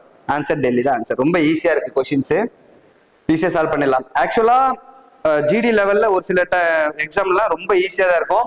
நீங்க முடிஞ்ச வரைக்கும் அந்த 20 கொஸ்டின் 15 நிமிஷத்துல போட ட்ரை பண்ணுங்க. ஒரு 1/4 மணி நேரத்துல போட்டீங்கன்னா தான் நிறைய கொஸ்டின்ஸ் நம்ம சால்வ் பண்ண முடியும். ஓகேவா? சரி, அப்ப 16வது பாருங்க, என்ன கேட்டிருக்கான்? எல்லுக்கான ஆப்போசிட் என்ன வரும் அப்படின்னு கேட்கறான். அப்போ இந்த 2 டைஸ் கொடுத்துருக்கான். எது சேமா இருக்கு? இது ரெண்டுத்திலுமே ஏ தான் சேமா இருக்கு. அப்போ ஏ வச்சுட்டு என்ன பண்ணோம்? கிளாக் வைஸ்ல ரொட்டேட் பண்ணோம். ரொட்டேட் பண்ணுங்க, A to R. அப்போ ஃபர்ஸ்ட் டைஸுக்கான கிளாக் வைஸ்ல ரொட்டேட் பண்ணா ஏல இருந்து 2, 2ல இருந்து என்னது? R. அதே மாதிரி செகண்ட் பாருங்க, ஏல இருந்து 3, 3ல இருந்து என்னது? L. அப்போ A3L. அப்போ A3L. அப்போ எல்லுக்கான ஆப்போசிட் என்ன வரும்? எல்லுக்கு நேரா இருக்குதுன்னா அது எல்லுக்கு ஆப்போசிட். அப்போ எல்லுக்கான ஆப்போசிட் என்னது? R. அப்போ எல்லுக்கான ஆப்போசிட் என்னது? R. ஓகேவா? ஆப்ஷன் ஏ தான் கரெக்டான ஆன்சர். நெக்ஸ்ட் பாருங்க, சீட்டிங் அரேஞ்ச்மெண்ட் என்ன கொடுத்திருக்கான்? 5 friends PQRST and T are sitting around a circular table facing away from the center. அதாவது 5 பேர் இருக்காங்க, எல்லாருமே வெளிப்புறத்தை நோக்கி உட்காந்துக்கிறாங்க, எல்லாருமே சேம் சைட். அப்போ ஒண்ணுமே பிரச்சனை இல்லை. அந்த இன்சைட் அவுட் சைட் சில பேர் மாறி போடுவாங்க, அந்த மாதிரி யோசிக்காதீங்க. ஓகேவா? இப்போ 5 பேர் கொடுத்துருக்காங்க, எல்லாருமே சேம் சைட். சேம் சைட்னா என்னது? நம்மளோட ரைட் சைடு, நம்மளோட லெஃப்ட் சைடு. ஃபர்ஸ்ட் பாயிண்ட் என்ன சொல்லியிருக்கான் அப்படின்னு பாருங்க. S is sitting to the immediate right of R. S is sitting to the immediate right of R. S என்பவர் R இன் உடனடி வலதுபுறத்தில் அமர்ந்துள்ளார். அப்போ S எங்க உட்காந்துக்கிறாங்க? R உடைய உடனடி வலதுபுறத்தில் எங்க உட்காந்துக்கிறாங்க? பக்கத்திலே உட்காந்துக்கிறாங்க. S என்பவர் R இன் உடனடி வலதுபுறத்துல. ரெண்டாவது பாருங்க, P is exactly between Q and T. P is exactly between Q and T. அதாவது P என்பவர் Qக்கும் Tக்கும் இடையில் சரியாக அமர்ந்துள்ளார். இப்ப அந்த பாயிண்ட் அப்படியே வச்சுங்க, ஹோல்ட் பண்ணீங்க. போறது இருந்தா எப்படி போடுவீங்கன்னா PQT இங்க வரும், QT இங்க வரும். ஓகேவா? இந்த பாசிபிள் வச்சுன்னு இருப்பீங்க. ஏன்னா Pக்கு பக்கத்துல யார் வருவா? P என்பவர் Qக்கும் Tக்கும் சென்ட்ரல் உட்காந்துக்கிறாங்க. நான் என்ன சொல்லுவேன்னா அதை அப்படியே ஹோல்ட் பண்ணிட்டு அடுத்த பாயிண்ட் படிங்க. ஏன்னா இதோட லிங்க் பண்ணோம்ல.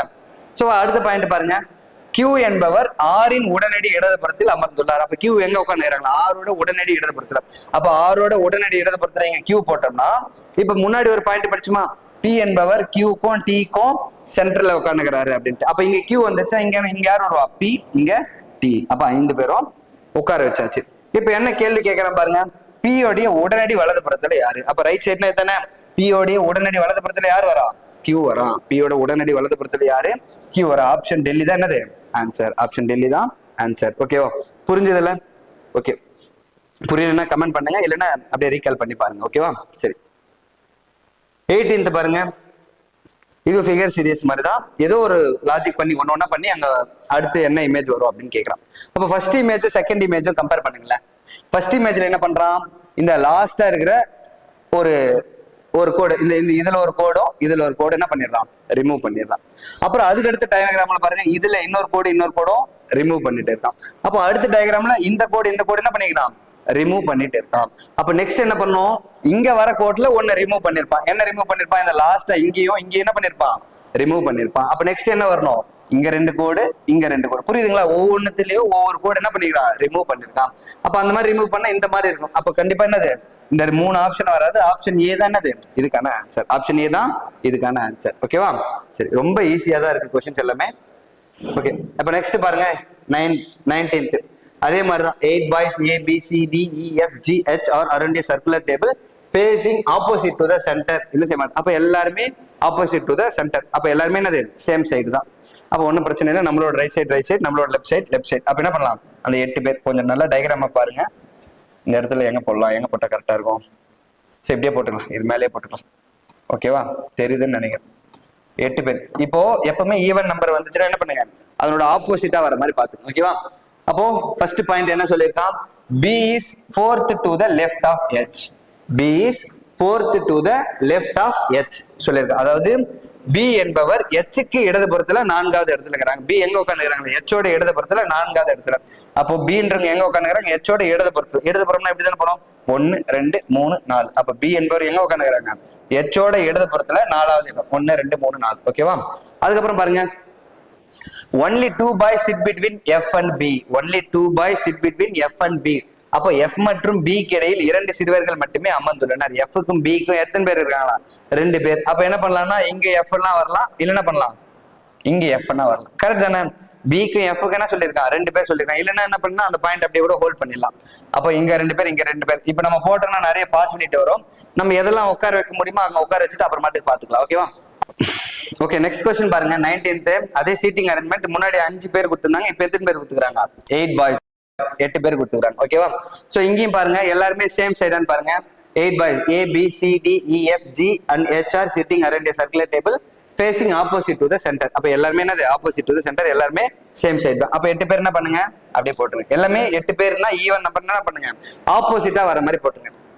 3 4 5 6 7 8. ஓகேவா? சோ அப்ப ஃபர்ஸ்ட் பாயிண்ட் பாருங்க, B is 4th to the left of H. அதாவது B என்பவர் H க்கு இடதுபுறத்தில் 4வது இடத்தில் உள்ளார். அதாவது B எங்க உட்கார்ந்துறாங்க, H ஓட இடதுபுறத்தில் 4வது இடம். அப்ப இது நம்மளோட ரைட் சைடுனா ரைட் சைடு, லெஃப்ட் சைடுனா லெஃப்ட் சைடு. ஓகேவா? அப்ப B எங்க உட்கார்ந்துறாங்க, H ஓடைய 4th பிளேஸ்ல. அப்ப 1 2 3 4. அப்ப B எங்க உட்கார்ந்துறாங்க, H ஓடைய 4th பிளேஸ்ல. அப்புறம் நெக்ஸ்ட் பாயிண்ட் பாருங்க, only 2 boys. ஓகேவா? only 2 boys sitting between F and B. அப்போ B க்கும் F க்கு என்னது, 2 பேர் உட்காந்துக்கிறாங்க. அப்ப இந்த இடத்துல பாருங்க, இந்த இடத்துல போட்டா இங்க F ன்னு போடலாமா? அப்புறம் இன்னொரு பாசிபிலிட்டி பாருங்க, 1 2 3 4 5 6 7 8. அப்போ இங்க H 1 2 3 4, இங்க B போட்டாச்சு. இன்னொரு பாசிபிலிட்டி என்னது, 2 பேர் போட்டா இங்க F ன்னு போடலாம். ஓகேவா? சோ ஒரு பாசிபிலிட்டி போட்டுக்கலாம். இல்லைன்னா நம்ம என்ன, அதுவே கன்ஃபியூஸ் ஆகி லேட் ஆயிடும். வேகமா போட்டுடலாம். அப்ப நெக்ஸ்ட் பாருங்க, E is second to the left of D. இங்க எதனா போட முடியுமா, E is second to the left of D. நம்ம அடுத்த பாயிண்ட் போட்டு கூட பார்க்கலாம். ஓகேவா? F is second to the left of C. F is second to the left of C அப்படின்னு சொல்லிக்கிறேன். F எங்க உட்காந்துறாங்கன்னா C ஓடைய இடதுபுறத்துல 2வது இடத்துல கொடுத்துக்கிறாங்க பாருங்க. ஓகே, F என்பவர் C இன் இடதுபுறத்துல 2வது இடத்துல. இப்ப இந்த பாயிண்ட் பாருங்களேன், C ஓட இடதுபுறம்னா இப்படி தானே வரணும். அப்ப C ஓடைய இடதுபுறத்துல 2வது இடத்துல F. அப்ப C ஓட இடதுபுறத்துல 2வது இடத்துல F. சோ அடுத்த பாயிண்ட் பாருங்க. ஓகே, C என்பவர் G க்கு அருகில் அண்டை விட்டார். அதாவது என்ன சொல்லியிருக்கான், C is an immediate neighbor of G.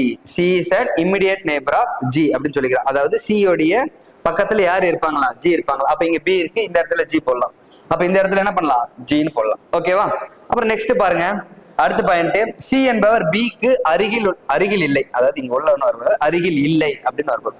அதாவது C is not an immediate neighbor of B. அப்போ இந்த லாஜிக்ல பாருங்க, B ஓட பக்கத்துல C இருக்கா, அப்ப கண்டிப்பா என்னது, இந்த லாஜிக் வரக்கூடாது. ஏன்னா என்ன சொல்லியிருக்கான், C is not an immediate neighbor of B. அப்ப கண்டிப்பா என்னது, இந்த பாசிபிலிட்டி வராது. அப்ப கண்டிப்பா என்னது, இதுதான் இந்த பாசிபிலிட்டி தான் வரும். ஓகேவா? இப்ப பாருங்க, எந்த ஸ்டேட்மெண்ட் நம்ம விட்டு வந்த ஒரு இடத்துல E என்பவர் D க்கு இடதுபுறத்தில் 2வது இடத்துல இருக்கிறாங்க. இந்த ஸ்டேட்மெண்ட் மட்டும் தான் நம்ம மிஸ் பண்ணிட்டு வந்தோம். ஏன்னா எது கூட லிங்க் பண்ண முடியலன்னு. இப்போ உட்கார வைக்கலாமா பாருங்க. இ என்பவர் டிக்கு இடதுபுறத்தில் இரண்டாவது இடத்தில் உள்ளார். அப்ப E is second to the left of D. எங்க உட்கார்ந்து பாருங்க, இந்த இடத்துல இ போட்டோன்னு வச்சுங்க, first left second left, D இங்க வராது. அப்ப இந்த இடத்துல இ போடணும், ஏன்னா லெஃப்ட் சைட்னா இப்படி தானே ரொட்டேட் ஆகுது. அப்ப கண்டிப்பா என்னது இ இங்க தான் போடணும். அப்ப இ போட்டு இங்க என்ன பண்ணலாம், டி போடலாம். அப்ப ரிமைனிங் ஒரே ஒரு பிளேஸ் ஒரே ஒரு பர்சன், யாரை மிஸ் பண்ணிருக்கு பாருங்க, ஏ. அப்ப இந்த இடத்துல என்ன பண்ணலாம், ஏ போடலாம். ஓகேவா? அப்புறம் இங்க பாருங்க என்ன கேட்டு இருக்கான் பாருங்க, ஈக்கு அருகில் உள்ள இடதுபுறத்தில் அமர்ந்திருப்பவர் யார் என்ன கேட்டிருக்கான். who is sitting on the immediate left of E. ஈயோடைய உடனடி இடதுபுறத்துல யாருன்னு கேட்டிருக்கான். அப்ப ஈயோடைய உடனடி இடதுபுறம், அதாவது இடதுபுறம்னா இந்த சைடு தான் போகணும். அப்ப என்ன வரும், இப்படிதான் போகணும். ஓகேவா? இப்படி வந்தா வலதுபுறம், இப்படி போனா அது இடதுபுறம். அப்ப என்ன வரும் ஆன்சர், பி. அப்ப ஈயோட இடதுபுறம்னா இப்படிதான் போனோம். அப்ப ஈயோட லெஃப்ட் சைடுல யார் வருவா, பி வருவா. அப்ப ஆப்ஷன் பி தான் கரெக்டான ஆன்சர். ஓகேவா? சரி, அப்ப இதுக்கான ஆன்சர் என்னது, சி. அப்ப லாஸ்ட் क्वेश्चन பாருங்க, ஆம்பர்.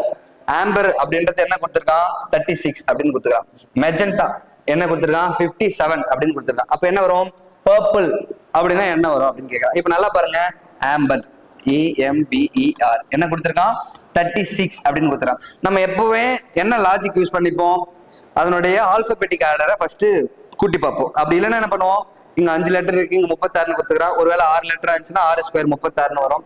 இந்த இடத்துல என்னது 7 லெட்டர் இருக்குது 49 வரும். அப்ப கண்டிப்பா அந்த லாஜிக் கிடையாது. அப்ப கண்டிப்பா என்னது, அதனுடைய ஆப்போசிட் வார்த்தையோ இல்ல அதனுடைய ஆல்பபெட்டிக் ஆர்டர் நியூமெரிக்கல் வேல்யூ என்ன பண்ணிருப்பான், ஆட் பண்ணிருப்பான். சோ அந்த லாஜிக் தான் இருக்கு போகுது. நம்ம ஆட் பண்ணிடலாமா. அப்புறம் 1 13 2 5 18. அப்ப மொத்தத்தையுமே ஆட் பண்ணுங்க. 1 13 14 14 2 16 16 5 21 21 18 என்னது 39ன்னு வருது. அப்ப இது மொத்தத்தையுமே ஆட் பண்ணா என்ன வருது, 39ன்னு வருது. அப்ப எவ்வளவு மைனஸ் பண்ணிருக்கான், -3 பண்ணிருக்கான். -3 பண்ணா அது 36. அப்ப அதே லாஜிக் அங்க வருதான்னு பாருங்க, மெஜெண்டா MEGENTA என்னன்னு கொடுத்திருக்கான், 57 கொடுத்திருக்கான். இப்ப இதை ஆட் பண்ணி பார்க்கலாமா. 13 + 1 14 14 + 7 21 21 + 5 28 28 + 14 42 42 + 20 62 62 + 1. சரி, நம்ம தப்பா கூட்டிட்டோம். 13 14 14 7 21 21 5 26 26 14 40 40 20 60 61 என்னது 61. அப்ப ஆன்சர் இங்க என்ன வருது, 61. அங்க என்ன கொடுத்திருக்கான், 57 கொடுத்திருக்கான். அப்ப எவ்வளவு பண்ணிருக்கான், -4 பண்ணா 57. இங்க என்ன சார், இங்க -3 பண்ணிருக்கான், இங்க -4 பண்ணிருக்கான். என்ன லாஜிக், இங்க நம்பர் ஆஃப் லெட்டர்ஸ் பார்த்தா கூட இங்க 5 லெட்டர் இருக்கு, அங்க 3 மைனஸ் பண்றான். இங்க 7 லெட்டர் இருக்கு, -4 பண்றான். இங்க என்ன லாஜிக் அப்படின்னு பார்த்தீங்கன்னா ஒண்ணு இல்ல, நம்பர் ஆஃப் கான்சனன்ட் லெட்டர்ஸ். இப்ப இங்க நம்பர் ஆஃப் கான்சனன்ட் பாருங்க, 1 2 சாரி இது வவ்வல் 1 2 3. அப்ப 3 கான்சனன்ட் இருக்கு. அப்போ டோட்டல் வரத்துல 3 மைனஸ் பண்றோம். அப்ப அதே லாஜிக்ல இங்க பாருங்க, 1 2 3 4. அப்ப 4 கான்சனன்ட் இருக்கு, என்ன பண்றாங்க, 4 மைனஸ் பண்றாங்க. அப்ப இங்க என்ன லாஜிக் யூஸ் பண்றாங்க, அதனோட ஆல்பாபெட்டிக் வேல்யூவை ஆட் பண்றாங்க. ஆட் பண்ணிட்டு என்ன பண்றாங்க, அதனுடைய கான்சனன்ட் நம்பர் ஆஃப் லெட்டர்ஸை மைனஸ் பண்றாங்க. அப்ப பர்பிள் அதுக்கான ஆன்சர் என்ன வரும், அப்படியே ஆட் பண்ணலாமா. அப்ப 16 + 21 என்ன வரப்போகுது, 37 37 ஒரு 18 என்ன வரப்போகுது, 55 55 ஒரு 16 71 71 ஒரு 12 83 83 ஒரு 5 83 ஒரு 5 என்ன வரப்போகுது, 88 வரப்போகுது. அப்ப நம்பர் ஆஃப் கான்சனன்ட்ஸ் எத்தனைன்னு பாருங்க, 1 2 3 4. அப்ப 4 கான்சனன்ட் இருக்கு. அப்ப 88ல 4 மைனஸ் பண்ணா என்ன வரப்போகுது, 84. அப்ப இதுக்கான ஆன்சர் என்ன வரப்போகுது, 84. அப்ப ஆன்சர் என்னது, ஆப்ஷன் ஏ தான் கரெக்டான ஆன்சர். ஓகேவா?